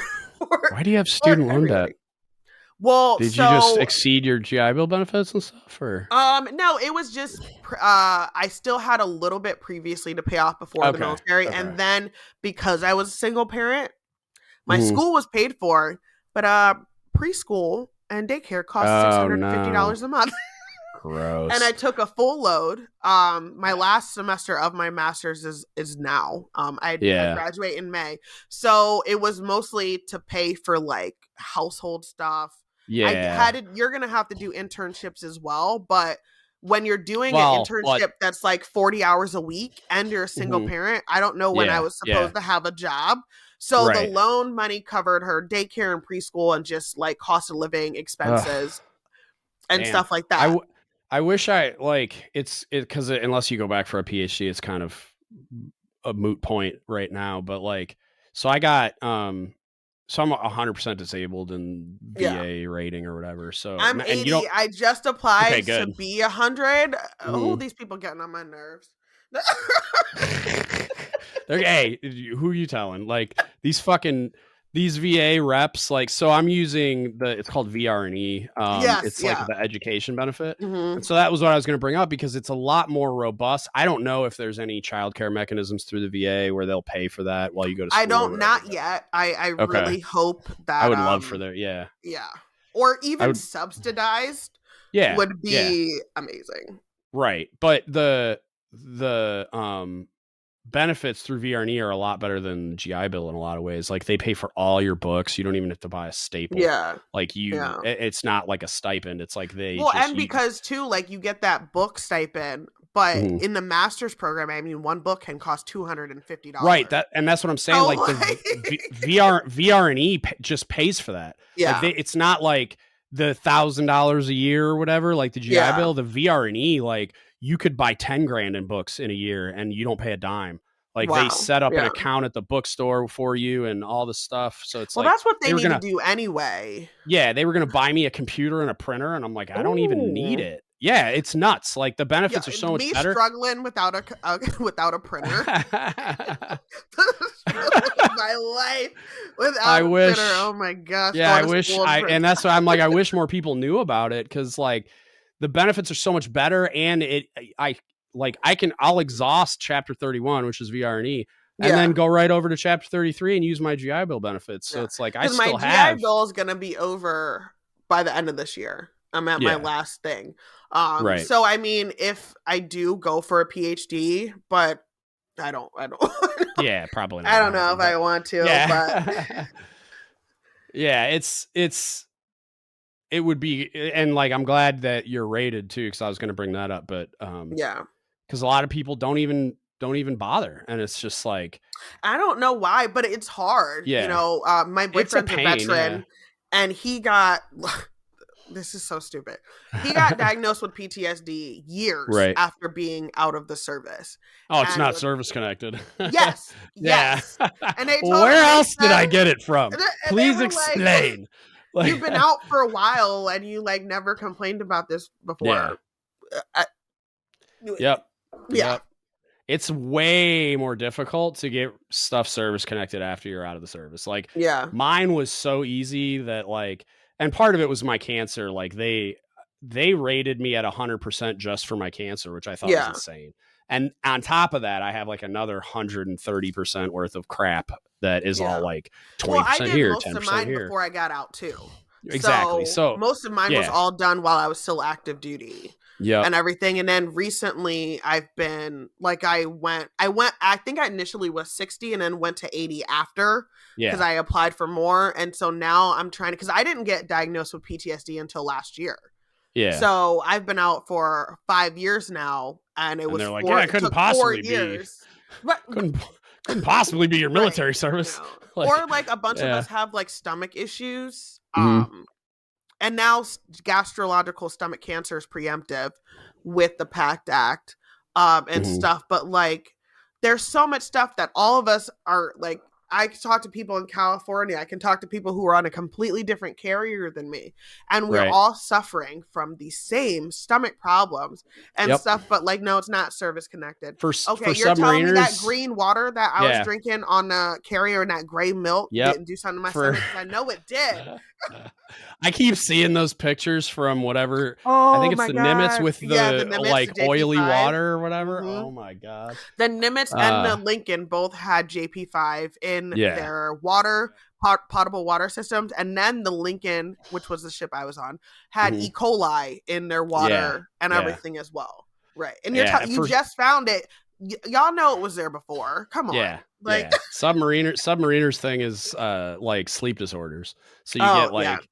I have all of the sleep apnea. Like I have obstructive sleep apnea. I have common sleep apnea. They've said it's like the worst they've ever seen. Did you get your new little CPAP that's like little tiny? It's like a spaceship. Yeah. It's like this little tiny white one. And the masks are better now and stuff. And because I got diagnosed in 2013 with mild sleep apnea, but they're like, it doesn't explain the symptoms you're having. So I kind of like was like, all right, whatever. And I just had the CPAP machine that sat there, and I couldn't. They gave me a full face mask because at the time I couldn't breathe through my nose. So like, it was just I never ended up really adapting to it and using it. And then, I totally understand that. When I redid my sleep study, though, the poor people at the hospital here, because I did the study at a civilian hospital, and they were just like, I've never seen anything this bad before. Like, did you like, score them out of like house insane? Well, no, it was like the number. They're measuring the numbers of apneas and how often you wake up and stuff. How often did you stop breathing and stuff? A lot. And like my wife had more than once has like shaken me pseudo awake because she thought I was going to die when I was in bed. I remember the first night I used it. Oh my gosh. How long I stopped breathing and stuff. I remember the first night I used my CPAP, and I only used it for a couple hours because I couldn't. It was just too much. Yeah. And I look in the morning and it was like, you stopped breathing like 15 times. And I was like, me, I don't need you to tell me this much information. Send it to the doctor. Let him, he can call me and text me, but you don't tell me because now I am terrified. I know. It's like, you ever seen that movie, I, Robot? Yeah. With Will Smith, where the robot tells him how many stairs there are, and he's like, keep that kind of shit to yourself. Yeah, exactly. It's like that. Like, I don't need to know I woke up 700 times last night. I don't. But that's what, like, they said it was both that, because I would have the obstructive, so it's like your tongue or whatever the hell is getting in the way. Would get in the way. I also, the common one is like, you just stop breathing. Like, I don't even know why it happens, really. But I have both, and then I have, like, it's called like restless leg syndrome or something. Like, explain that. I don't really understand entirely what that does to interrupt my sleep, but it wake yourself up by moving. But like you kind of like if you ever wake up like this. Yeah, I do. Startle awake. Yeah. Either it's not like I was having a nightmare, breathing, or your like body part is moving, and it kind of like jumps awake. And then like pretty bad anxiety issue that was. They called it. First, it was like some unspecified anxiety disorder, but then when I went deeper into therapy, it was like general anxiety disorder and insomnia. Yeah, because I couldn't sleep. I just read the whole DSM-5 in my last semester. Yeah, but so now you're saying that, and I totally know what you're talking about. Yeah. No, I'm so fancy. I'm so fancy. I was like, the unspecified anxiety, because I looked through and I was like, let me make sure the VA got this right. Yeah, let me make sure they got this shit right. Yeah, I'm about to audit my own VA status. 100%. And then so that was all the sleep stuff, and a lot of it was because it was weird. It went like the sleep apnea originally. I was like, oh, that's the problem, and then anxiety became a problem when cancer happened. And then I don't even know if you know this, I had in February of 22 my brother and two nieces were killed, and it was like I'll tell you offline. I don't want to get into the details on the podcast because I'll get emotional, but it was a traumatic event. Anyway, you had a lot of stuff. You had a lot of stuff in like a really short but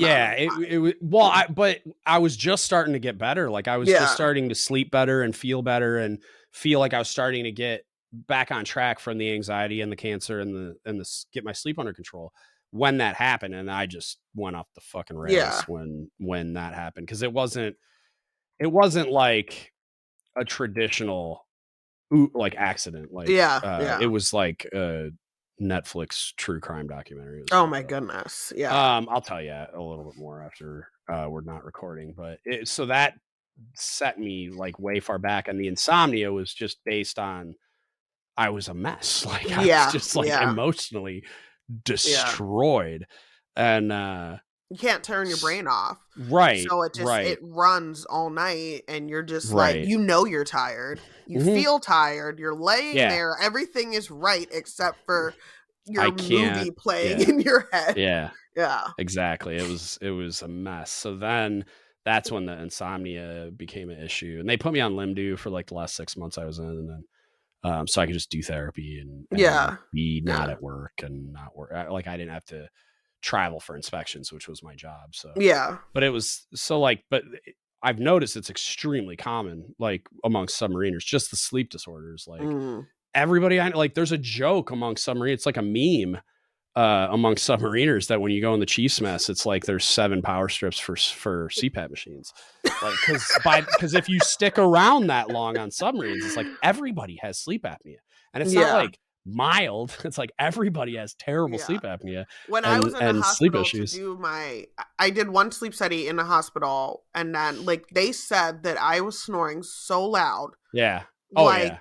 And so they're looking at me and they're just like, you snore like an obese man. Yeah. And like his lazy boy with like a Miller Lite in his hand that passed out. Like you are like a train. What is happening? Yeah. Yeah. No, I used to get that from the other Chiefs on my second boat. They'd be like, dude, you got to get a sleep study. And I'm like, what are you talking about? You snore so loud. Right. It's insanity. And I asked people before I went in, like, you know, I asked an ex-boyfriend, I said, did I snore? And he was like, no, like no. And I was like, okay, well, like the opposite now. So I don't know what's happening. Yeah. And I think a lot. I don't know what that is. Like, I don't know how it develops. I'd be interested to learn. I've never really done the research. That's kind of how I felt about the stomach stuff too, just asking different people. And I'm like, oh God, all of us are kind of dealing with this. And some people, like, it's so bad that they're not working because as soon as you eat, you're going to the bathroom. Yeah. So it's like embarrassing to try to work in an office setting. You can't do anything or go anywhere because as soon as you eat or drink something that's not water, like you're in pain and stuff. And it's so much happening and it's so common. And I hate that, like, and then this isn't just me as a veteran, but that vets even have to fight to do all of this because you're competent. I'm competent. We both are tech savvy. Most of the people under me in my Legion are older and like they can't navigate this. Yeah. And why do you have to fight to get benefits when like you were there, they know you were there? The navigation part can be solved by somebody like you or I, like, okay, come here, I can help. You know what I mean? Like you could have representatives from the VA even do that if they cared enough to do it, which, you know, I'm sure some of them do. But the idea that you have to argue with them about everything, like you're basically you have to prove it. Prove that you're like, sick. Because I had my VRNE rep looked at my ratings and stuff, and he goes, dude, if you were in the military for 21 years and they rated your knees at 10%, that's not true. It gets worse. Right. And I'm like, okay, like, I don't know. Like because I went and got them looked at, and I mean, they did imaging. They took it seriously. They looked at my knees and said everything looked fine.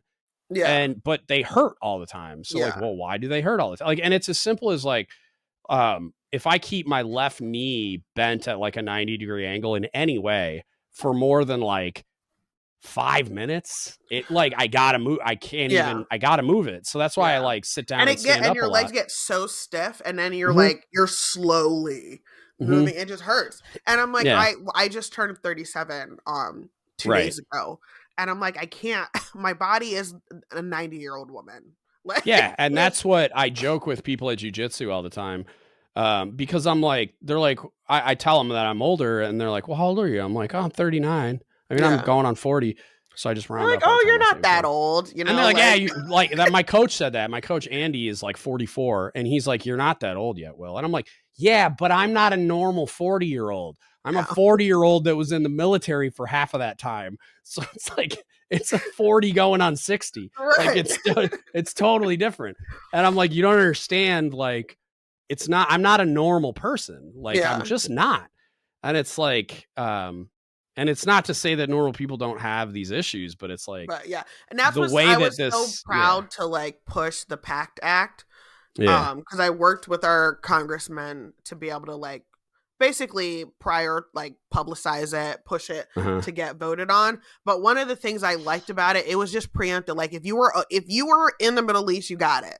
Like we assume you're Can you messed talk up. about like what is the PACT Act and like what it? Sure. Yeah. So the PACT Act basically is new legislation that got passed that the VA assumes preemptively that you already have these conditions if you were in a specific AOR, area of operation, and then like there's a map that they have. So we were on ships, so we were normally in the Arabian Sea in the Gulf, and you're already assumed to have a whole list of chronic illnesses, cancers, different types of things due to air hazards, and then also burn pit poisonous hazards and stuff. So there's a registry and you have to register and like sign up. But the goal of this is for veterans who served in these areas to not have to fight for benefits. And it's already assumed that if you're in these areas, you're going to suffer from some type of these issues. So go through these issues, pick out what you have, and we're going to assume that you already have it. So that's what the PACT Act is. And it serves if you were on land, air, and sea. So like if you were in the Air Force, obviously you might not have been stationed next to a burn pit on your base, but you're flying over areas and you're flying through smoke plumes and clouds and stuff.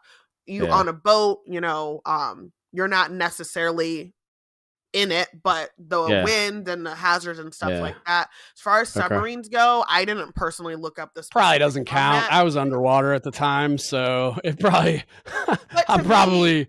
I mean, we come up and snorkel and suck in air, but like, the way the filtration systems work on the boats, because what happened in Vietnam is with the mustard gas, they assumed that the Navy didn't get it because they were on the boats and they weren't affected. But when the mustard gas would land on water, the boats suck in the water. That's what you're taking a shower in. That's what you're drinking. That's what you're cooking with. And so those people got exposed to Agent Orange. That's true. Were poisoned and died. And I mean, it took years. I have my friend's dad who's a veteran. He passed away already, but I think just within the past couple years, it was just approved that he had Agent Orange. Because he was in the Navy. So and my dad was over there during that, and for sure qualifies, but I can't get it. He's 70 something, so it's like he can't. He's like, dude, at this point, like whatever. And so like it's because whenever he passes, it's like it just shuts off anyway. So it's like it's not like it passes to my mom, but it might though, because my friend's mom, she gets the Agent Orange benefits from it. It's not a lot. But she gets, I think it's like $100 some a month or something. I don't know. But so I think with that specifically, it might pass on to their surviving family members. I would take a look. And I'll send you the burn pit stuff I have that I just got it because I live at the VA. So I do not, thank God. I interact with them plenty, but like I had to argue the point like my tuition's due in 4 days and the VRE. Oh, they haven't paid it. Yeah, no. Yeah, my VRE guy just ghosted me for 3 weeks. Like I was way ahead. I was like doing all this stuff like before I even started classes. And it doesn't matter. The VA didn't even pay mine yet for this semester either. So because I used the GI Bill, they I'll email them and open my account and let me register and do all that because they know they're gonna pay them. But it normally they don't pay them until the start in the semester and stuff. So but then like I mean I'm 3 weeks into the semester and tuition's due on the 20th and nothing's happened and I had everything done and he was like, I just got to send you this plan and we'll sign some stuff and then you'll be good to go. And then he ghosted me for like 3 weeks. And I mean, I was emailing him and texting him and all this stuff. And he told me on the initial call that if you ever don't get a hold of me or can't get a hold of me or don't get the response you need or whatever, he's like, just go to someone else or go over my head or whatever. He's like, don't think you're going to like hurt my feelings. Like, well, one, I don't like care. I'm going to like I'm going to do that anyway. But like, thanks. So I did that and I went. I went to the veteran campus office, whatever, the Student Veteran Association or whatever, talked to this kid. And he's like, yeah, don't worry about it. Like, even if it's not paid on time, you'll be fine. We'll figure it out. But he's like, yeah, just go to someone else. He's like, call the main office line. And then he actually helped me find somebody that was more local.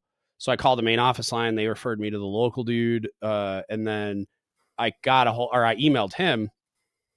And this dolt referred me to the guy that ghosted me. And I'm like, and I forwarded him the entire email chain. It's not like he didn't know that this guy is the guy and that this is the guy that ghosted me, because I told him in the email. So I'm like, I replied to all on purpose. And I was like, hey, I'm contacting you because this dude hasn't responded in 3 weeks. Yeah. So you referring me to the guy that ghosted me is not productive. Yeah, Try again. And then miraculously, the first dummy responds and is like, oh no, actually. And he starts defending the other guy for referring me back to him. And I'm like, I can't believe I'm having this conversation. Like I can't. And then that guy all of a sudden was responsive again and says that he sent me more forms and I signed them all and sent them back. And he said, now like my tuition should get paid and I should get my housing allowance or whatever at the first of the month. So we'll see if that actually happens. But it's like they're so painfully inept. It's goofy. And luckily like the schools know that it is. So then they'll say, like, they'll open it up for you. We know we didn't get paid yet, but it's fine. You can still register. Fine, and that's what it sounds like. The student veterans guy was like, I've had vets come into office freaking out because their tuition isn't paid. Right. I was the president of student veterans on my campus. I was getting there, and the kid that was in there was like, dude, don't worry about it. Yeah. Like, and I was like, okay, cool. Because he's like, if you don't, he's like, do it yourself, like call, get somebody local, talk to, and then he's like, if you can't figure it out, come back in here and I'll call the director and we'll figure it out. Like, he's like, well, this happens all the time. Like, because I emailed registration, the registrar's office, actually like 2 days ago and said, hey, my registration's still locked because I owe money, but I was like, I'm a vet. And they're like, oh, you're opened up now. Sorry, blah, blah. Yeah, it probably does it automatically and shit. But, it's the VA, man. Like it's so painful. It's so absurd because like when I finish school, assuming I actually get to at least a master's and get licensed or finish my PhD, which is what I'd like to do. My first like inclination is like, or my first thought is like, I should work at the VA because that's where the veterans are. And that's where they can get free healthcare. And that's where I'm sure they need the help, right? They do. But then I'm like, but it's the VA. I'm like, I don't know if I could exist in that ecosystem without exploding. I feel like the exact same. I want to work in a VA. I want to work with MST survivors. Yeah. But will I also want to burn it all down? Right. And that's what I suspect will happen or would happen. So I've talked to a couple people. So in my transition classes, they talked a lot about, well, not a lot, but like and I don't know how it was structured when you got out, because you got out several years before I did, where I did like a 3-day TAPS class that was general, but then they had 4 tracks. That was another 2-day class. New. Okay. And they're pretty great. Like, I'm sure the quality is varying by, location. Right. But, I felt pretty lucky during the 3-day class. We got some really great people that came in and taught it. And then I did 3 of the 4 tracks. So they have a entrepreneur one. They have entrepreneur, employment, education, and like trades, basically like trade school and other things like that. That sounds really good. I went to all 3 except 3 of the 4. So, the only one I didn't go to was the trade one because I'm just not interested. The school one was kind of like it was catering to people who had never gone to college, so it was like kind of a waste of time for me. But I went, and I'm like, I did learn a few things. That's where I learned about VR&E, because a guy came in and talked about it during a lunch break. We'd have like these little extra speakers while we ate our lunch at our desk. So I just got lucky that a guy from a retired chief that was a student at local community college and was using VRE, and he came in and talked about it, and I had no idea what it was. They didn't. No, I've never heard of any of the classes. Yeah, they didn't talk about it during any of the classes. And when he explained it, I'm like, this sounds too good to be true. Looked it up. I've never. Yeah. Oh man, that's what I mean. Like if you ever go back to school for anything, look into that, because at 80%, I definitely will and I'll let other people know too. Yeah, at 80%, like I think you only need to be like 20% or something. It's a low number to qualify for the program. And God, it's nuts how great it is. Like if you get that rating, the program, it's so much better than, because not only is way better. Oh yeah, like, it's so much better than the GI Bill. It's so much, and if you use it before you use your GI Bill, this is something that I didn't even know until this was something the guy at that student veteran association on campus told me. It was like, you want to use Chapter 31 first because you can exhaust those benefits and then just hop to your GI Bill. Yeah. But when he says exhaust those benefits, it means it's like, I think it's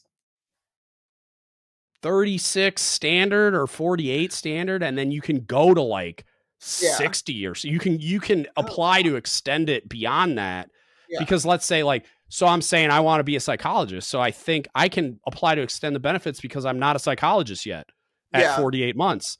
So and based on your case and everything, sounds so nice though, because it was insane. So stressful to have that 36 month, like I wish. I just kept going around. I run around the clock. Like I went during the summer. I went any spring semester I could do. I'm gonna probably do that anyway, just because I'm not doing anything else. You're gonna be bored, so. Well, I'm not working. I got a job when I retired, kind of by accident. I was just like I responded to a dude posting in a Facebook group for cooks in the Navy, and he was just like saying, "Hey, I'm looking for any like a separating E6 or above for a job opportunity." And I was like, I responded to him thinking I would like hand it off to somebody I know that's getting out, like a first class chief that's like retiring. And it turned out to be like, it was this job advertisement for it was like somebody took my resume and wrote a job listing on it was a fully remote position paying me 80 grand a year, or no, it was 70 something. I asked for 80, but it was like 72. Benefits and everything to work fully remote, developing training curriculum. And all I would have been was a subject matter expert for CSs. So they were going to develop training, but I wasn't the instructional design guy. All I was the subject matter expert. So all I would have been doing, I would have just been like a filter. I would have been like, this is what needs to be done, when it needs to be done, how I recommend it's done. Oh, that sounds wonderful. And then the instructional design guys just design a curriculum. So I had the job, like I got the job offer, signed the letter, all that crap. Cause I wasn't even gonna apply, but when I got the listing, I was like, oh my God, I want to do this, you know? And so I applied and the interview was like, they were trying to recruit me. It was hilarious. It wasn't even an interview. It was like, they were trying to sell me on the job. But then I guess the Navy on their curriculum development side gooned up whatever they were supposed to do to be ready to award the contract. So then they didn't award my portion of the contract. So then the job fell through. Yeah. So that's when school, it became like I was going to work. It was like, it was a cash grab, if I'm being honest. I was just going to work for however long that contract was, maybe longer. Cause they were like, if you do this job, then we'll bump you up to an ISD, an instructional design guy. And I was like, so I'll just do it until I don't want to do it anymore. And there was a part of me that was looking at it like an education, because I eventually want to design some form of curriculum delivery for a podcast platform and stuff. So I was like, okay, this could be really, really good. And it sounded perfect. And it was going to be a cash grab. I was just going to do it as long as I could and then go to school. That was always the plan, was to go to school to be a psychologist. So then when that fell through, I just pivoted to school. Yeah. So I'm not working, but it's like, and this is going to sound insane to a lot of people, but like with my pension, my disability, and then the housing allowance that I'm about to get at the first, I make more money to not work than I did on active duty as a Master Chief. Oh, so it's like, it's insane. I hope like that I can get up to my 100% and then just not be stressed on that end of it. But yeah, I mean, and what's crazy is I know so many veterans that are our age and that are in our like, you know, when we served, and they don't work. And a lot of it is due to health issues, or you're crazy, or like whatever. And it's so wild to me because like my mom's generation of veterans, like they all got out and had a complete second career. Right. You know? And so many of us are like, I mean, I want, like, I'm going to still have every intention. Career, but I think it looks a little less traditional than 100%. It did before. And it definitely isn't going to be necessarily like a 9 to 5, like, and it's just so crazy how so many of us aren't able, like, just are like, nah, that's not. I'm good. Yeah. Like, and that's kind of how I feel about it, is like, because really what I would love to do, and I'm going to almost pitch this to you because you would be one of the people I would try to drag into it.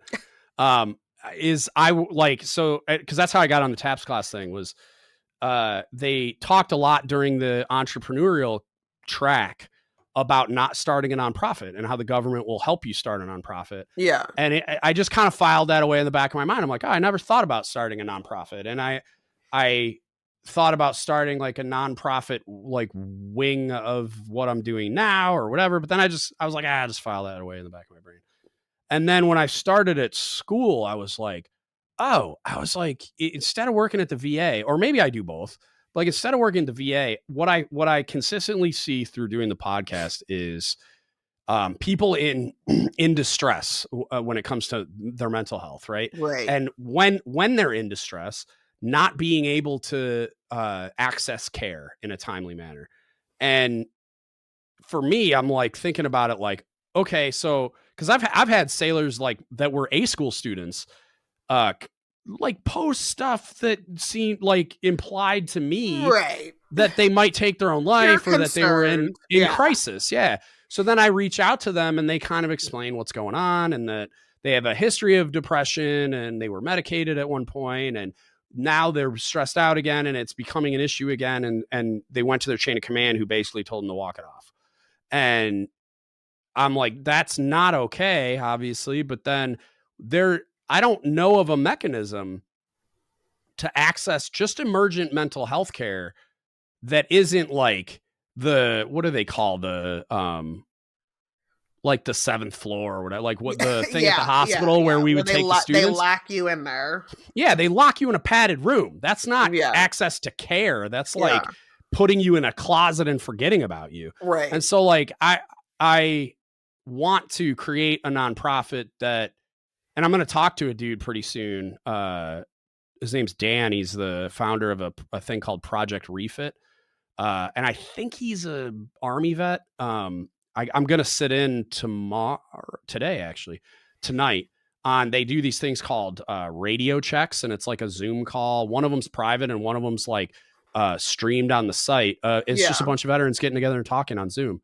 They call it like a radio buddy check thing or something. Oh, okay. Yeah. And so I'm going to jump on there, but his nonprofit is focused on mental health type stuff. And so I was like, oh, this, like, it all kind of gelled in my brain. I'm like, I would love to do a nonprofit that is almost like, and I don't know if they did this on surface ships, but on submarines, we had a government cell phone and it was like the Safe Ride program where you would just, somebody would always have the phone. Right. Yeah. And so I was thinking about it like almost like a watch bill where we have a nonprofit where there's one person that's a licensed provider that has the phone.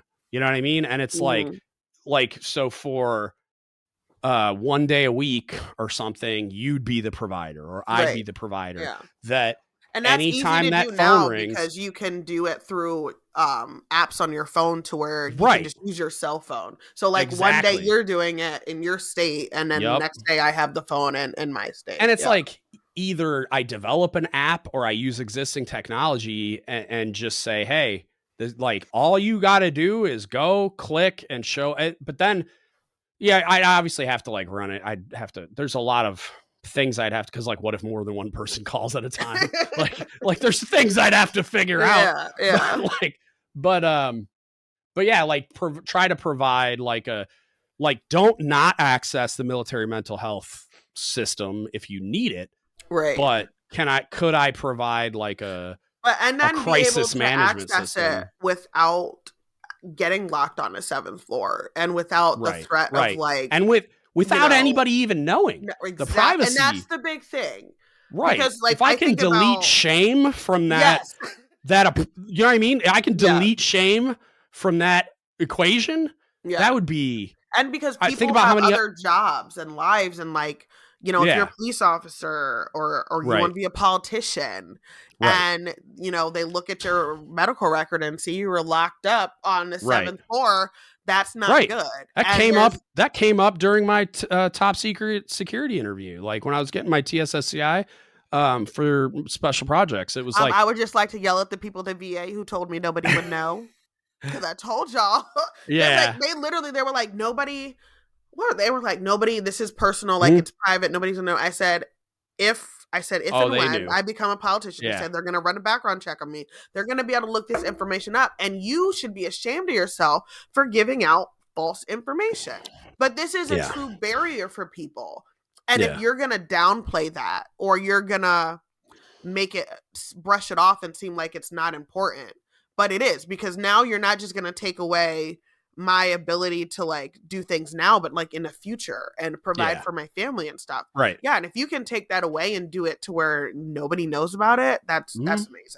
Yeah. Cause I had, on my first boat, it was like the first 12 months, I had like a adjustment issue. Cause back then it was a different Navy. The submarine force was a lot different. I've said on the podcast a bunch of times, like, by today's definition, in the military and in society, I've been sexually assaulted hundreds of times because submarines, because the culture of submarines. They used to call it a locker room mentality.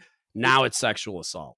So it's like, or at least like really aggressive sexual harassment, but it's most of it was sexual assault. Well, because anytime you start touching somebody, it crosses over that. I'm talking like humping credit cards, somebody sticking your finger in your butthole while you're at the urinal, like that kind of ridiculous.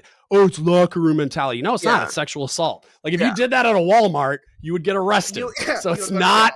It's sexual assault, but I didn't understand it to be what it was at the time. So I also didn't understand my reaction to it, which was not good. And I mean, it probably was good. I heard about somebody getting held down and like teabagged and stuff. And like, that's not abnormal for me. And just the imagery of that as you're 17 or 18, you just came in and some like 45-year-old sweaty man is like on your face, dick and balls, and everybody's laughing. You can't get up. There's nothing you can do. And then you're supposed to it's like, go to work with that person. And next is a very real, like there was a time in my life where I would say if somebody did that to me, I'd get up and punch them in the face. And it's not entirely untrue in that my initial reaction, like somebody just good gamed me walking down the P-way by the mess decks. And I turned around and shoved him halfway across the mess decks. I was like, don't fucking touch me. Like, but it changed pretty quickly where like, not that I didn't feel the same way, but my reactions became less and less extreme because I looked around the room and noticed how normal it was. And this is really kind of gross. I'm still like processing why not why, I know why I did it. I don't know how healthy it was. Is basically what ended up happening is, so there was all that culture stuff, like that was just what happened. But then I had this like bipolar first class that was the leading CS, leading MS at the time, because that's how old I am. But he was like, I couldn't do anything right. And back then I was very much like a people pleaser. I just wanted to like do a good job and make everybody happy all the time. And it hurts you when you have a boss who thinks you suck all the time. Yeah. Right. But what was hilarious was I objectively did not suck at my job. I was the best cook from the day I walked on board because I had like 6 years of civilian experience and training, which nobody else on board had. So I was the best cook on board the day I checked on board. And that's not you should open up your own donut shop. Like just mail me some donuts. Someday I'll make you some donuts. Hey, I have surgery coming up and I'm doing a meal trade. I don't know how fresh they'll be if I ship them, but we'll see. Overnight.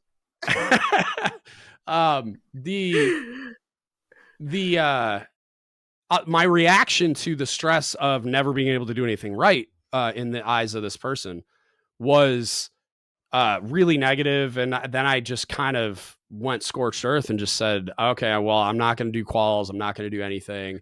Yeah. There was a couple times where I actually made bad food in that I just maliciously complied to the recipe cards, which suck if you weren't aware. So most of them, there's a couple outliers like chocolate chip cookies. I'm going to follow this to the T. Oh yeah. No And deviation.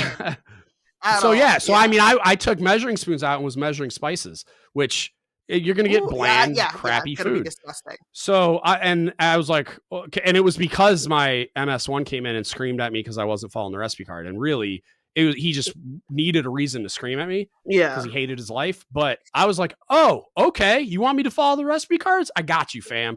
Went and found all the measuring cups and measuring spoons and all that kind of stuff. And when the meal came, everybody walked up and they're just like, dude, what happened?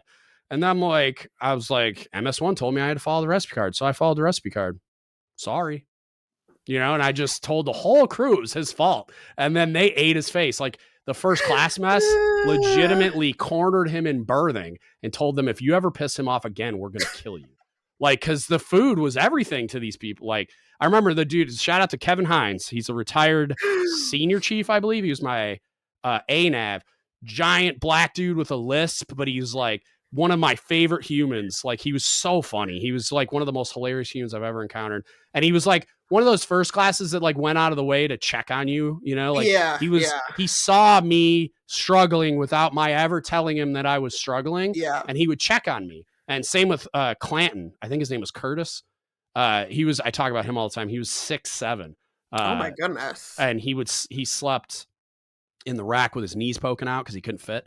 Yeah. But same thing. He was a navigation guy. He was a navigation LPO, and then the ANAV. They're the same rate, but different jobs. Yeah. And Clanton would do the same thing. He would come check on me and stuff like that. So it was like, great dudes, but like he came and told me about it. He's like, don't worry about it. You're not going to have a problem with him again. And he told me the story and I was like, oh my God, I love you. But, the reaction I had at the time though, was like, I basically, lost my shit and tried to fight my MS1. And the department chief that we had was garbage too. So he tried to like mediate something. And I mean, it's the only time in my life I was so angry. I saw spots. And it looked like, like when you see like animations or something in a movie where they burn film, like that's what it looked like. Those spots. And you're like black. Yeah. It was crazy. And so they sent me to the chaplain. And then I had to go to some mental health evaluation of some kind where they asked me a bunch of bizarre questions and it was completely pointless. Like they were trying to see if I was like insane, like the Joker. Yeah. Like they were trying to totally unhelpful. Yeah, it didn't help at all. Yeah, I was laughing at the guy for some of the questions. He would ask me like 3 normal questions about like things I liked. And he's like, well, what do you like too? And I was like, I like computers. And he goes, are the computers talking to you? And I'm like, are you like stupid? No, motherfucker. Like, they're not. Like, we're okay. Like, but that was my mental health evaluation after I talked to a chaplain. So then it was, but during the chaplain talk, they called my dad and asked, I forget who asked me, like if it was I think it was my dad, might have been the chaplain, but they asked me if I ever thought about hurting myself. And I said, yes. And the conversation that I had with my dad, I basically just made this decision that I was like, I couldn't let him down. I couldn't quit because my dad's a Navy vet. Right. So I was just like, I can't quit because that would disappoint my dad. And whether or not that's true or not is irrelevant. At the time, I thought it was because my dad listens to this. So like, I just want to make that clear is like, I thought it would be something that would disappoint him if I were to just say, I'm not doing this anymore. So I just decided I'm going to do what I have to do to make this work. Right. Yeah. And so I started conforming to that culture and the really gross out of self-preservation. Right. It was like, I equate it to what I think prison would be like. I started conforming to this weird environment because out of like just a survival instinct. Right. And I just made the decision that I'm just going to make this work. Yeah. And then what was really gross was on my second boat as a young chief, I started to participate in some of that. Less physical, more just me saying things I shouldn't be saying. Yeah. Because I thought this is just what submariners do, you know? Yeah. Like, and I actually sent a kid a Facebook message. I don't know if he's actually seen it. I don't have his phone number. But he was a kid that I ragged on a lot. And I did it because I thought I was joking. Looking back on it, it was pretty gross, but it was like, he was a very, I don't know what his background was, but he was, I think he was half black, half like Indian maybe, but he was really like, trying to think of like, he was very, like a pretty dude. Like he was a very attractive dude.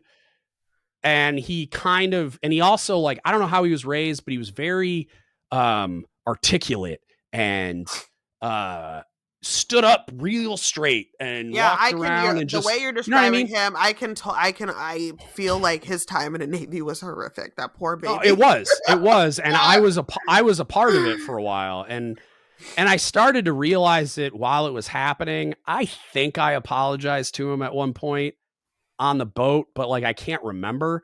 Yeah. And so I was thinking about it a lot. And it was after a podcast I had done where I had talked about something similar. And I was like, I need to reach out to this kid. And so I sent him a message just apologizing for my behavior. And like, while I believe it came from a place of my trying to cope with the stress of what I was going through, it doesn't make it okay that I did it or that I treated him that way or anything like that. I had people who were over me when I was in Bible school, and there was like a few minorities in there. And it's kind of the same thing to where I actually ended up going back and apologizing to them because I felt like they weren't standing up for me or standing up for other like minority kids. But something that my co-host said to me, she was like, I think they were just trying to survive. Mm-hmm. And I was like, fuck. Yep. Oh, and it hit me, and I was like, you're right. Like I very much was. Yeah. I was conforming to what I thought was a cultural norm. Yeah. So that I could be what I believed at the time was like a successful contributing member of this thing. And by that point, I mean, you got to think like I'm a chief petty officer. I'm on a special project submarine. I very much at this point identify as those things. Like I'm identifying as a chief petty officer. I'm identifying as a submariner. So like I want to conform to the culture. And for whatever reason, I didn't recognize my behavior to be what it was at the initially. Like I came around, but like it wasn't the really disturbing part to me. It wasn't because someone pointed it out. It was because I was raised by parents that don't believe in that kind of stuff. Yeah. And so I already kind of had the wiring to recognize it myself. And when I saw the look on the kid's face, because I don't remember if I apologized, but I do remember pulling him aside one day and saying, "Are you okay? Like you don't," because he didn't look it. Like he looked like he was in distress.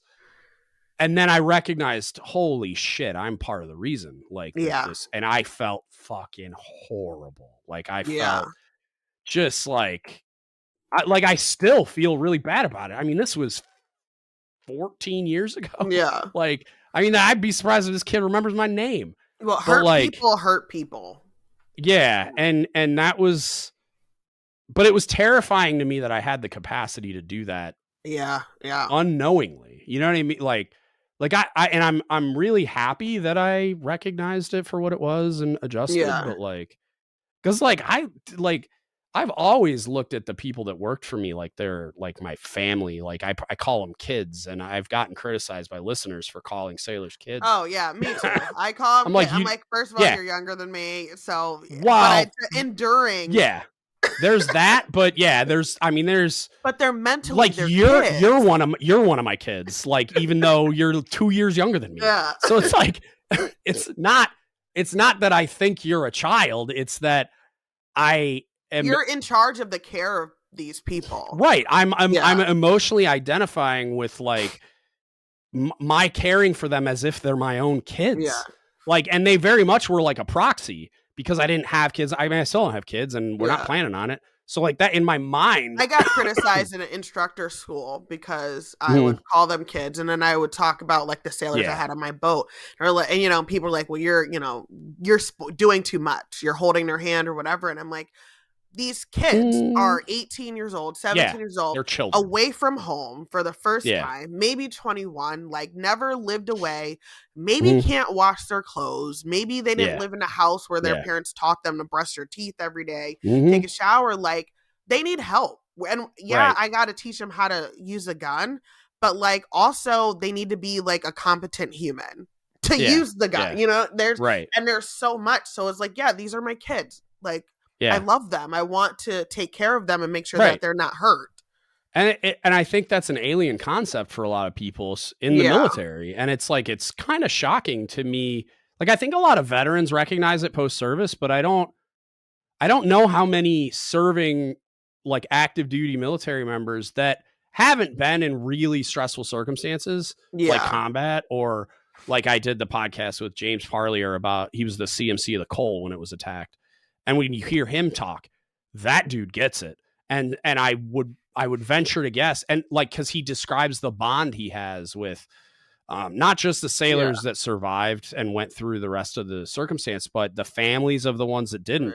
Well, do you remember what the MCPON said to the Washington? Russ Smith? It was I believe it was the George Washington. Yeah. When after a bunch of sailors had killed themselves. Right. Exactly. And he got up there and like, I did a whole podcast on this, but go ahead. Well, you know, and he wasn't sympathetic at all. Wasn't empathetic, and somebody killed themselves after he talked. And I don't think. How do we not see that? Okay, so I'm gonna say that that's a bad example, and here's why. I don't know Russ Smith personally. I am friends with him on Facebook. I do know a lot of people that know him personally. I am going to try to get him on the podcast at some point. But he strikes me as a very emotionally intelligent and introspective person.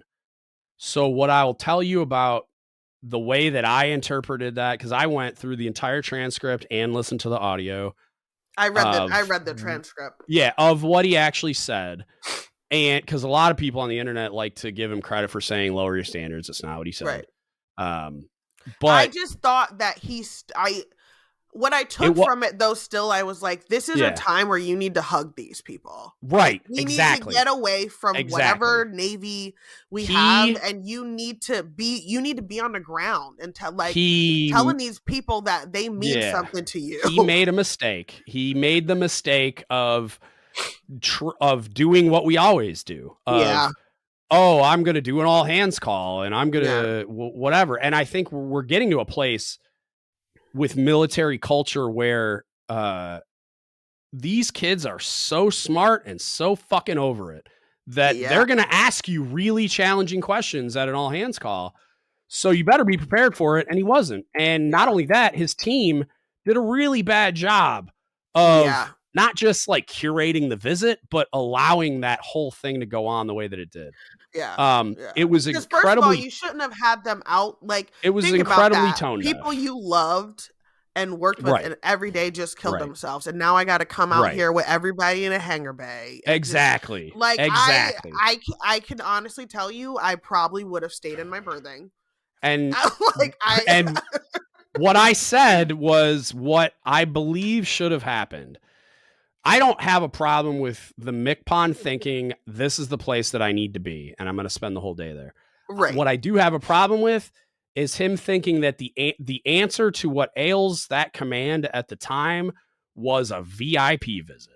Like, was all of the rigmarole of cleaning and waxing and doing all this ridiculous shit when they have that going on. What should have happened, in my opinion, is if I was the MCPON, like MCPON DGUTS, right?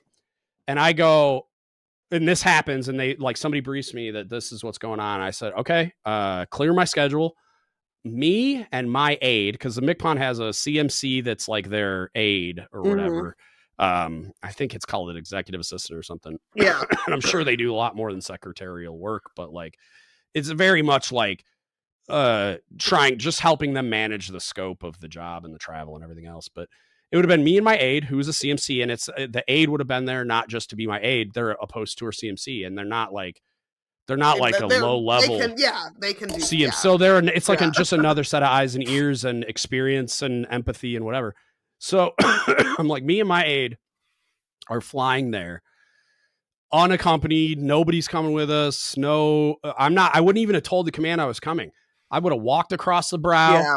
I would have walked to the CO stateroom, said, don't change your plan of the day. Don't change your plan of the week. I don't want a gathering. I don't want one MC. I don't want anything. Me and my aide are going to walk around your ship and talk to your sailors. Yeah. And yes, spin up the mental health team and fly them out to grief counseling and all that kind of stuff also. But I'm going to walk around the ship and just sit in a shop and talk to a sailor, or go into berthing, or go to the mess decks and just sit there and let them know I give a shit. There's not going to be any cameras. There's not going to be all hands call. There's not going to be an artificial disruption of your day in any way, shape, or form. It's just going to be me walking around the ship, talking to people. I will not interrupt maintenance. I will not interrupt any operations that are going on. I mean, they're in the shipyard, so it's like it's all maintenance at that point. But I'll go over to the barge or whatever they had. Which I guess they didn't, because that was part of the issue, this berthing. But yeah, it would have just been empathy. I just want to put my arms around everybody, like metaphorically. I didn't think that he was malicious or anything on purpose. Yeah, but it was just wrong. It was just so toned down, and it broke my heart, because there really is an epidemic now of active duty sailors killing themselves, and the numbers are growing. And it's like, whatever we're doing obviously is not working. We need to do something else. And then you have an example of like, damn, this ship had like 4 people kill themselves in a period of like 2 weeks, and that wasn't helpful. And what can we do to kind of go from here? Like it's really, really tragic. Yeah, it was really tone deaf, and it was really unfortunate, not like for the reasons you just said, but also like I think it basically tainted the entire tenure he had as MCPON. And it's like what a lot of people don't understand is the things that MCPONs do behind the scenes. Like, I think he got pissed off during that all hands call because of he's done so many things on his level. And that's an important phrase that I'll come back to, where he's testifying before Congress trying to get like 100 new childcare facilities for active duty service members. Oh yeah, it's that wait list is at his exactly at his level. Yeah, that's what a MCPON does. Right. The MCPON's job is not to manage your fucking berthing at the unit level. You have a triad for that. You have like a regional CMC for that. Right. You have a whatever the air wing, but I think admiral, in his head, and all he's probably not even realizing like that people are complaining about this stuff and nothing's happening. Like I remember on my ship, I put in a suggestion box because it was the Tiger Cruise, and my mom was coming into my aunt, and we had a berthing bathroom that also was on the mess deck, so it was always a complete disaster. The HTs literally refused to fix it. So at this point, berthing bathroom on the mess decks, how does that even work? So you can go right into it on there from the mess deck. Yeah, there was only a couple on a ship where you could enter not through a berthing. So we had like 1 or 2 toilets working and maybe like a 6-7 toilet bathroom. They refused to fix it because they said we were always breaking it. So I went in the CMC suggestion box and I just said I would like our head to be fixed before the Tiger Cruise starts because that's embarrassing and it stinks. Yeah. So he called me like right away. Yeah. In his office, and then he asked me the problem, and I told him.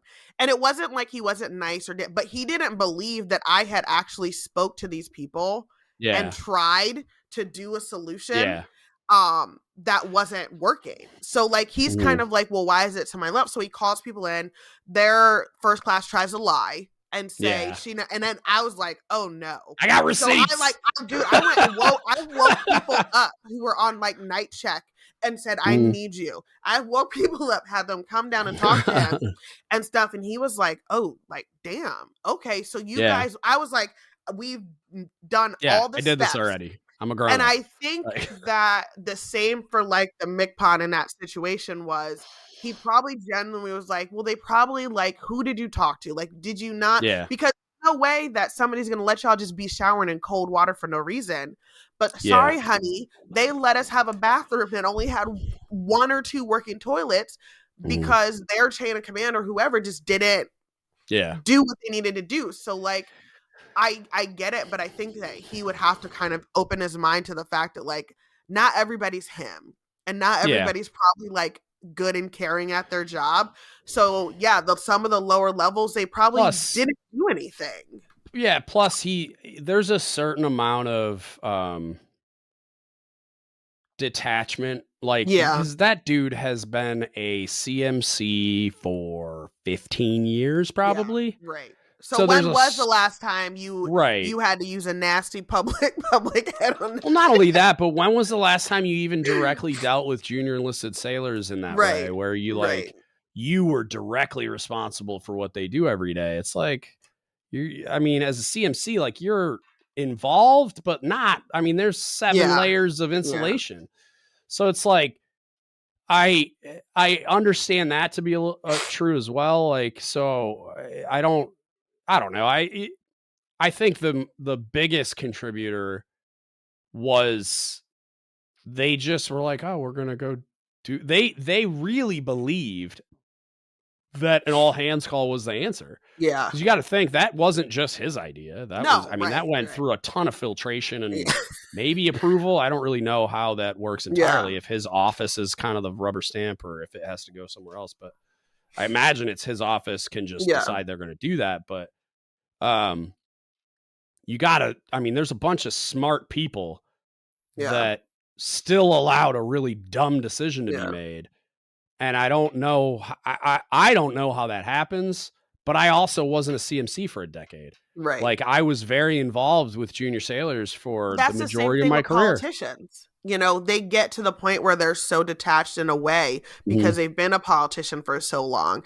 Think Hillary Clinton, you know, she had lived in taxpayer covered residences since she was young. When she first married Bill and they lived in government housing. So like you have these people who are so used to a certain way of life and are so detached from the regular public and the struggles of every day, you know, and I think sometimes you forget what struggle and hardship is. Like people having to take cold showers is a form of torture in some places where you're torturing people with cold water. Like, so yes, on one hand, does it sound stupid? Yes, it does, even to me. But on the other hand, it's like, well, kind of like, you know, people going through it. And when you layer it together, it's like, and you know how I used to complain about the ship food. And when you would layer that together with being extended on a deployment, your aunt died, and now all you're trying to do is go the important eat, part. And you can't, and the food is gross. Like you're done. Like that's the important part is layering it is like it, because I think part of the way he was addressing it question by question was as if they were individual issues. Right. And it's like, it's not the fact that my shower is cold is not the issue. The fact that habitability is not habitable is the, like, you know what I mean? And on top of that, there's all this other crazy stuff going on. Yes. So it's like, it's the sum of all the parts. It's like a death of 1,000 cuts. And so they're bringing up an example and the example is being treated as the singular issue. And it's like, that's not real. Like I'm pissed about. And I mean, this is why there's, you know, with the pictures going around on Twitter about the JP5 and I don't know if you've seen pictures of food that have been going around. I have, and it's like, this is why I when I was doing the PACT Act thing, there was a Senator Bob Casey. He said, we expect these people to go out and like not even give up their life, like just dedicate their time and service, you know, and we just don't give them anything at all. Like you don't give them anything and expect them to give you everything. And giving people just sometimes it's little. It doesn't have to necessarily be a big thing to make livability and habitability just better. It already sucks out there. It already sucks on the ship. Like, but what you're doing is making it 10 times worse.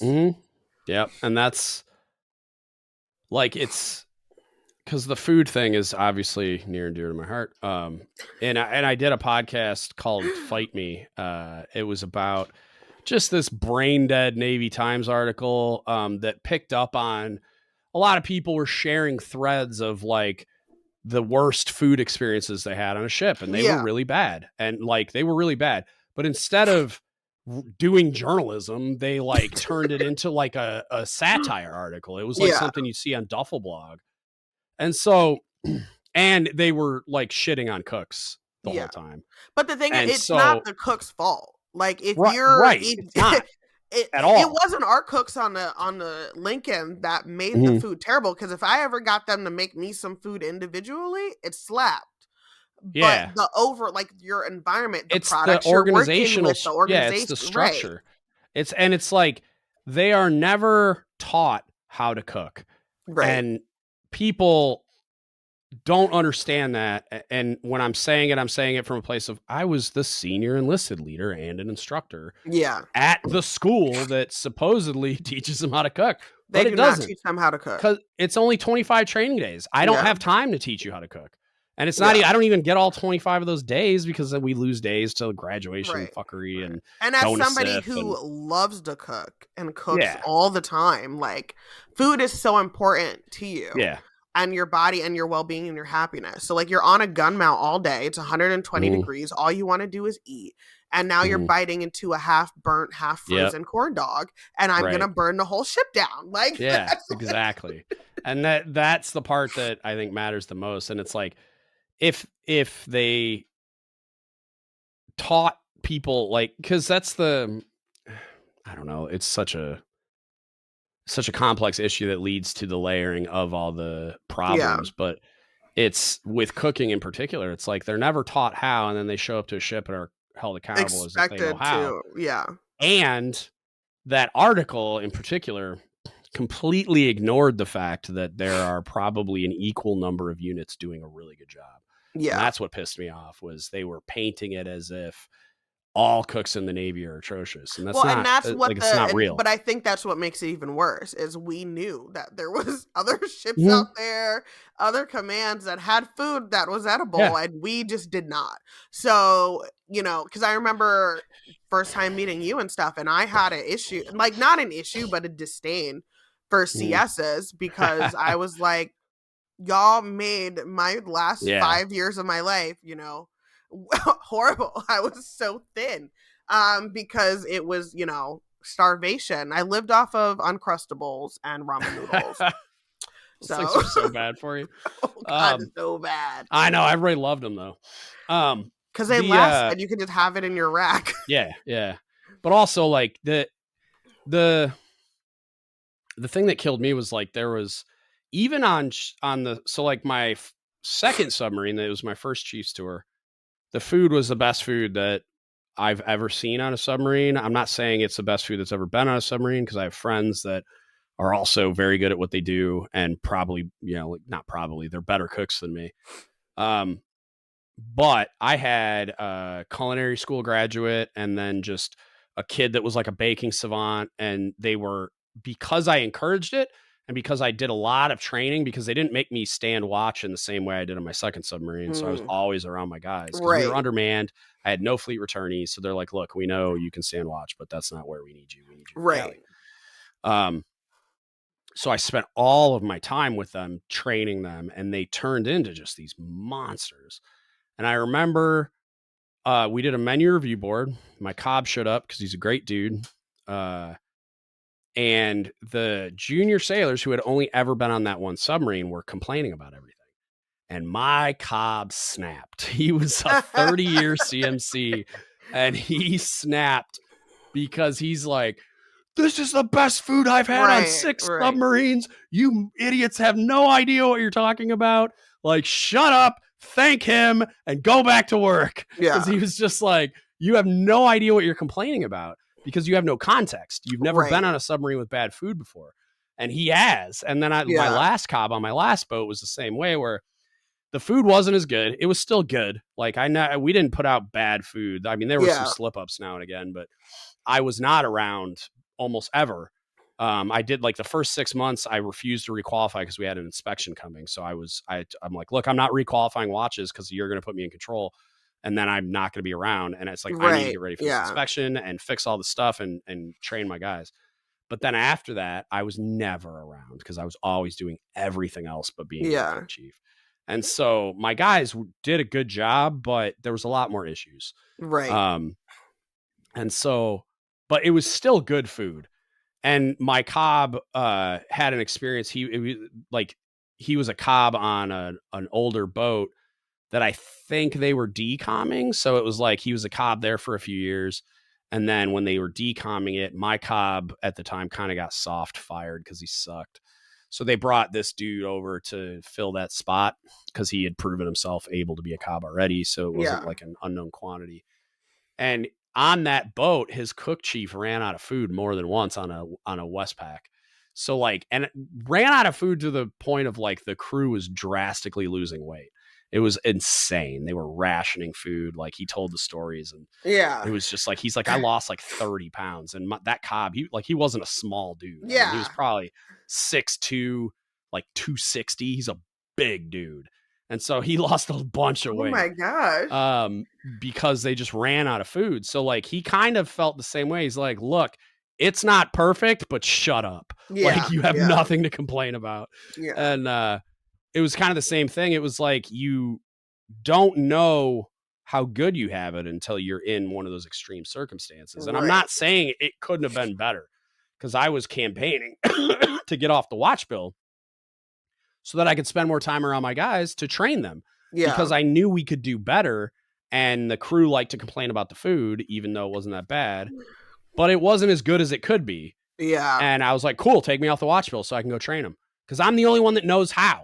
Like I'm the only person here that knows how to make the food better, but I can never be on the mess decks.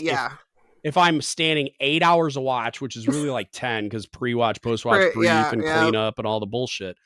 So there's 10 hours gone. And then I was all the collateral duties. I was like filling in for the cob all the time. Like he would have me monitor periscope depth trips. That's not something I should be doing. Yeah. And it's not that I wasn't qualified to do it. I have a guy wearing a cookie. That's your job. That's not my job. Yeah.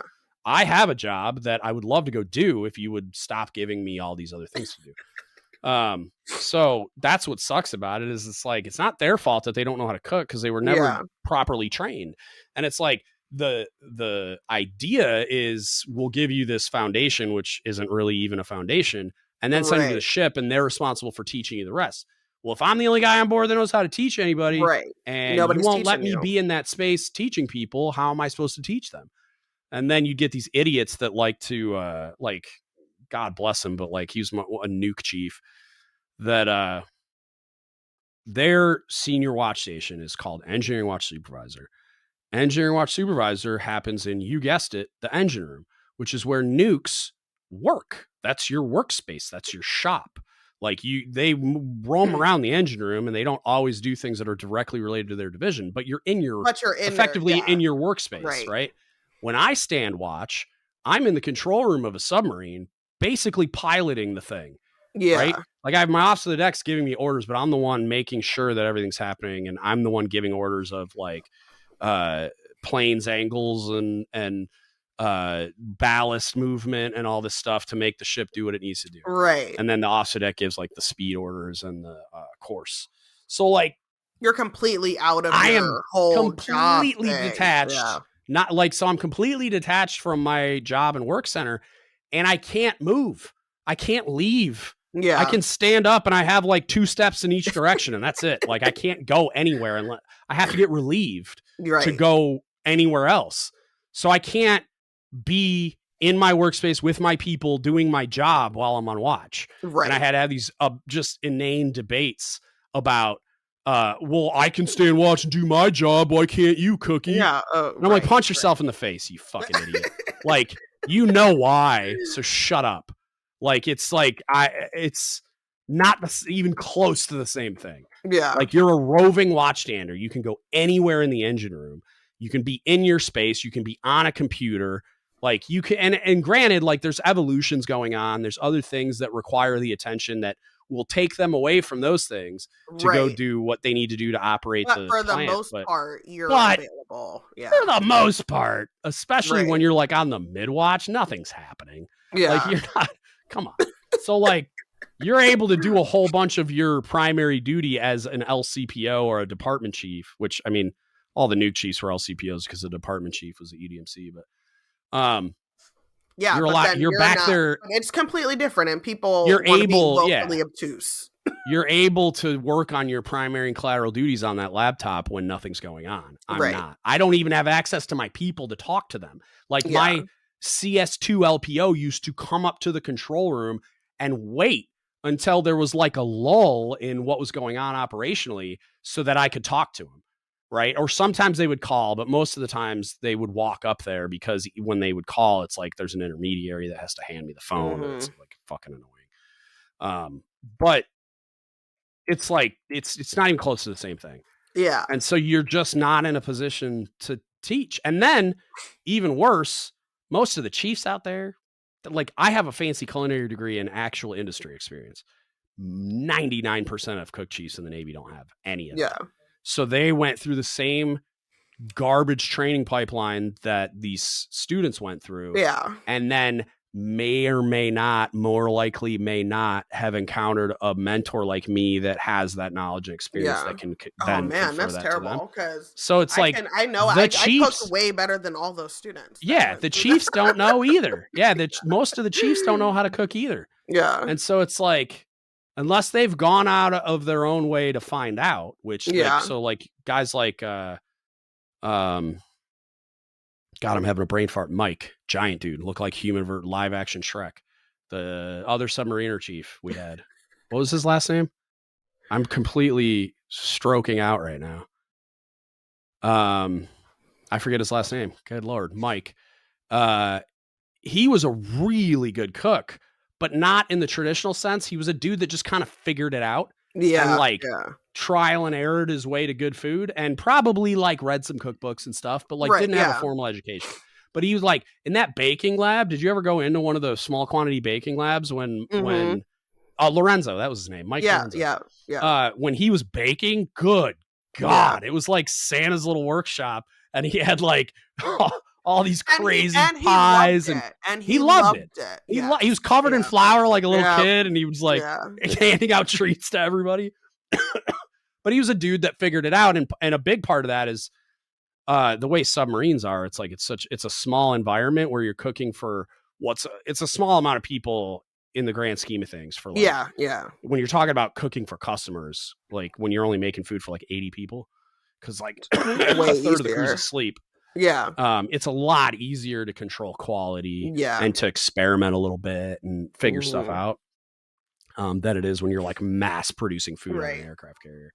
Well, because on a carrier, the first class mess and the chief's mess had way better food, obviously. And part of that was because they were smaller. And it's smaller, and they would detail the people that could cook. Yeah. It was considered a prestigious position. So when they found people that were good, they would send them there, which is stupid. Well, one of the things I did about being at CSA school, because it wasn't my job, but I love to cook anyway. And I love to eat. So I learned stuff just from looking at you guys' stuff or looking at what you guys used and everything and stuff like that. So I'm always making something, and I learned basically a lot of trial and error, and then I would read cookbooks and watch cooking shows.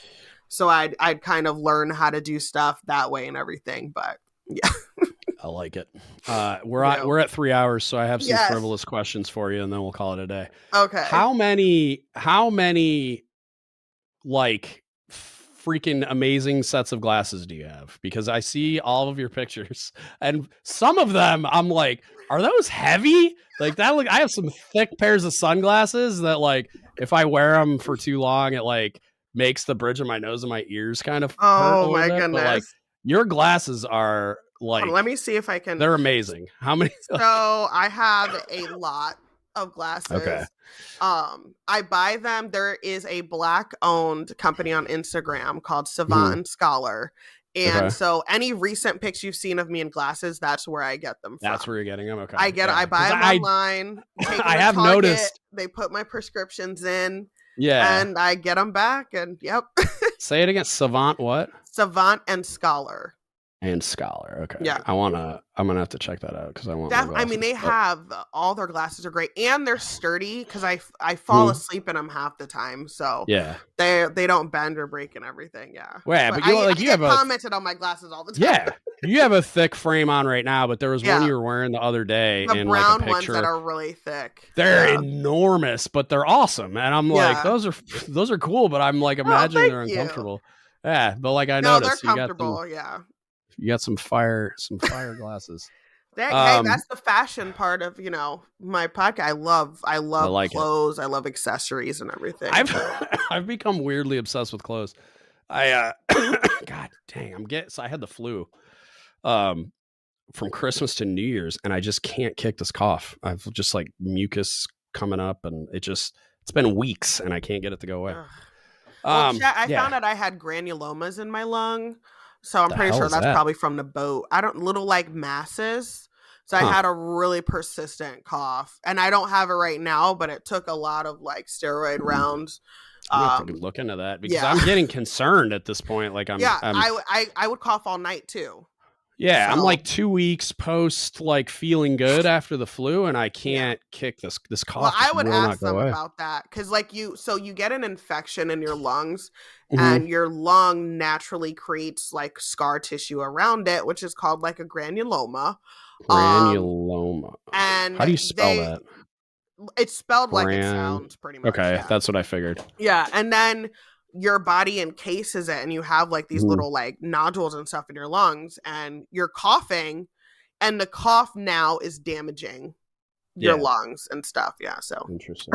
Yeah, because I also have this weird like when I'm laying down, I have this weird thing. It feels like it's like at the base of my throat. It's stuck right there. Something like that, kind of where it's like when I lay down, it almost feels like I don't even know how to describe it. Like. And I'll hear this like weird, it's kind of like a mild version of the sound you hear when you pour liquid and it's going like glug, glug, glug, glug. You know what I mean? Like I hear something kind of like that. It's super strange. And I've heard it before, but it like went away and like now it's happening again. So it might be like post-radiation stuff because head and neck cancer. I don't know. Yeah. But I'm definitely getting to the point. Yeah, I would ask. I need to bring this up because this is not normal. I should not be talking. What was the other? I was going to ask you something else. What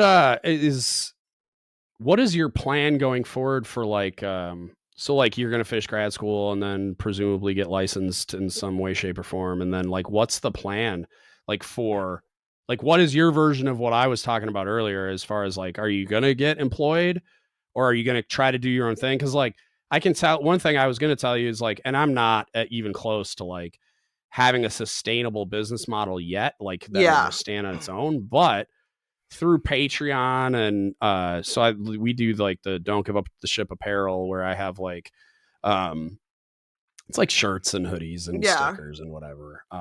Between all those things, I mean, I probably average like it's like $400 a month, and I don't spend any of it. None of it goes in my pocket. It all just stays in the business account. Right. And I pay for the website subscription and the Zencaster subscription and all the things. But like I'm getting to a point where I'm starting to see the possibility of like this being like a business. Thing. Yeah. And so like, are you kind of thinking about that? Like doing something like that with all of the things you do, like you're saying, like drawing them under one umbrella with the podcast and then monetizing that somehow or whatever. Like what's the plan going forward? That's kind of, so with the podcast, like I do it through Anchor and Riverside, and we were able to get monetized within like our first 5 episodes through that. So like we picked up some good traction and things like that. So I do want to focus on this. So politics, but make it fashion and use that as kind of a business generator. We have stickers. We're going to probably get some merch and advertise and get sponsors and do that. I also would like to write legislation. And that's part of the reason why I became social worker is I want to be able to research the problem and know what it is. I want to be able to know what the poverty rate is in my area and then figure out what solutions I can do to try to kind of fix it. I would love to run for office at some point. That was one of the things I was going to ask. You said when I run earlier, and I was like, Freudian slip. I was like, when you run? I was like, tell me more. Yeah, that's definitely definitely what I want to do. Awesome. I want to run for like state representative or for a congressman, senator of my area. I love where I live, and I think it could be better. And then kind of part of my business, I want to do a nonprofit, but as a shelter, an emergency women and children shelter. So here in my area, there's no emergency overnight shelter for women and children. Okay. The shelter we have is amazing, but it's for men and women 18 and above. So if you have kids, you can't stay there. There's great resources for women here for like the planning stages of like them helping you get a house, helping you get an apartment. But there's nothing set up for like, I need a place now. I need somewhere to sleep, or like me and my kid are sleeping on the street. Yeah. So that's one of the things that I would like to do as well. I'm the commander of my American Legion, so I want to continue helping veterans. I want to be able to have my Legion back to like the way it was, you know, back in the day where we had peak membership and you were able to do, you know, pay people's heating bills and help people with their mortgage and have a food pantry and do all of those kind of things. That's really kind of what my goal is. And the podcast seems like it's a good platform to kind of help me get there. People seem to enjoy it. I love doing it. It's you guys look great. Like you were having fun. Yeah, it's wonderful. It's fun. I'm learning a lot of stuff. I think it will be a way for me to make money. And kind of support myself and, you know, my kid and stuff. Because I do have my disability and everything. And right now I have my GI Bill. And like, I don't need a lot, but I want to be able to live my life at a certain level. Yeah. You know, and I need my nails done. I need eyelashes. Like I need this fly glasses collection. I need these glasses. Eyewear. Right. But that's kind of like my 2, 5, and 10-year plan. So all right. Well, hopefully you get a little bump in views and listens from coming on here and talking to me for 3 hours about 10,000 different things. Thank you so much. For sure. I'm happy to support in any way I can. So let me know. I think you were like the first podcast I went on. I think you were. I think so. And then I've been guest on like 5 now at this point. So you kind of were like my jumping off point. So I dig it. Yes. I like it. But yeah, like with everything, like you mentioned earlier, the roof for the American Legion, like if you guys have a fundraiser, I'm happy to share it on social media, like anything I can do. Yeah, sure. I'll send you our, we have our Venmo and stuff. And if people want to find me, I have a website, amberviola.com. Where can they find you and the podcast? amberviola.com. You can find me, Facebook, Amber Viola, Instagram, Amber__Viola. Instagram for the podcast is Politics But Make It Fashion 1. We're also on TikTok, Politics But Make It Fashion. And you can find us on every platform you listen. So Spotify, Apple, Podvine, Google. Give us a like and subscribe to Politics But Make It Fashion. Leave us comments, slide in my DMs. Let me know what you think. So that's where you guys can find. I'm really active on social media. I love social media. So if you hit me up, and I've had people hit me up from being on your podcast before. Oh, nice. And I've been able to talk to people about, you know, help using the VA, military sexual trauma, different things like that. So please, definitely, if you guys have any questions or are interested in anything, hit me up and let me know. I'm here. I'm here to educate, you know. Hell yeah. I dig it. Thank you so much for doing this. I really appreciate it. Thank you so much. It's always fun, and it's been too long. So yeah, it definitely has been. Hell yeah. All right, I hope y'all enjoyed that. I always have a freaking blast talking to Amber. This was obviously no exception. And yeah, like she's somebody that I plan to bring back on again. I got to put some stuff together, but I have an idea of I want to bring her and someone else on to specifically go through military sexual trauma. And And then probably especially as I progress too, because I'm going to school for psychology with the aim of being a mental health provider eventually. So I think that continued discussions in and around military mental health, veteran mental health, or just mental health generally will probably be in the future, like forthcoming, because I think it's too much fun and I'm too interested in it, and it's relevant to the audience for obvious reasons. So there's that.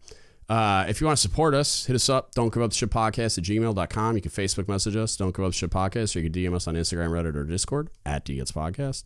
And also you can go to dgutspodcast.com. There's a donate button on the website, or you can go to Don't Give Up the Ship Apparel. That's dgutsapparel.com. Get yourself some naval pride and heritage gear you'll actually wear in public, because it's awesome. And then if you can afford to be a saint of a human, and not that it's a moral measuring stick, but I would really appreciate it. Go to patreon.com/dgutspodcast. We have about 5 tiers. From like a tiny contribution to a significant one, but the benefits of the levels scale up along with the cost of the benefits. So it's a really great way to interact, support, and you get a bunch of really cool benefits in return. So if you can support us in that way and become a patron, go to patreon.com/dgutspodcast now and become a patron, and I'll be eternally grateful. And that's it. That's what I got for you today. Thank you so much for listening, and don't give up the ship. Hey, shout out to the patrons out there that are supporting the podcast platform via our Patreon. I really appreciate all of you. Victoria Livingood and William McIver are level 5s, which is still insane to me that you saints are willing to support us on that level and in that way. 2 level 2s, we got Ariana and we got Greg, and then we got Seth and Ryan at level 1. You're all amazing. I appreciate all of you, and you're enabling not only for us to not be supporting this out of pocket, but also for us to expand into areas we've always wanted to, because now we have the funds to do it. So I really appreciate all of you. If you want to support us in that way, please go to patreon.com/dgutspodcast and become a patron today. Please hit the like button, drop a comment down below on what you thought, and subscribe to the channel.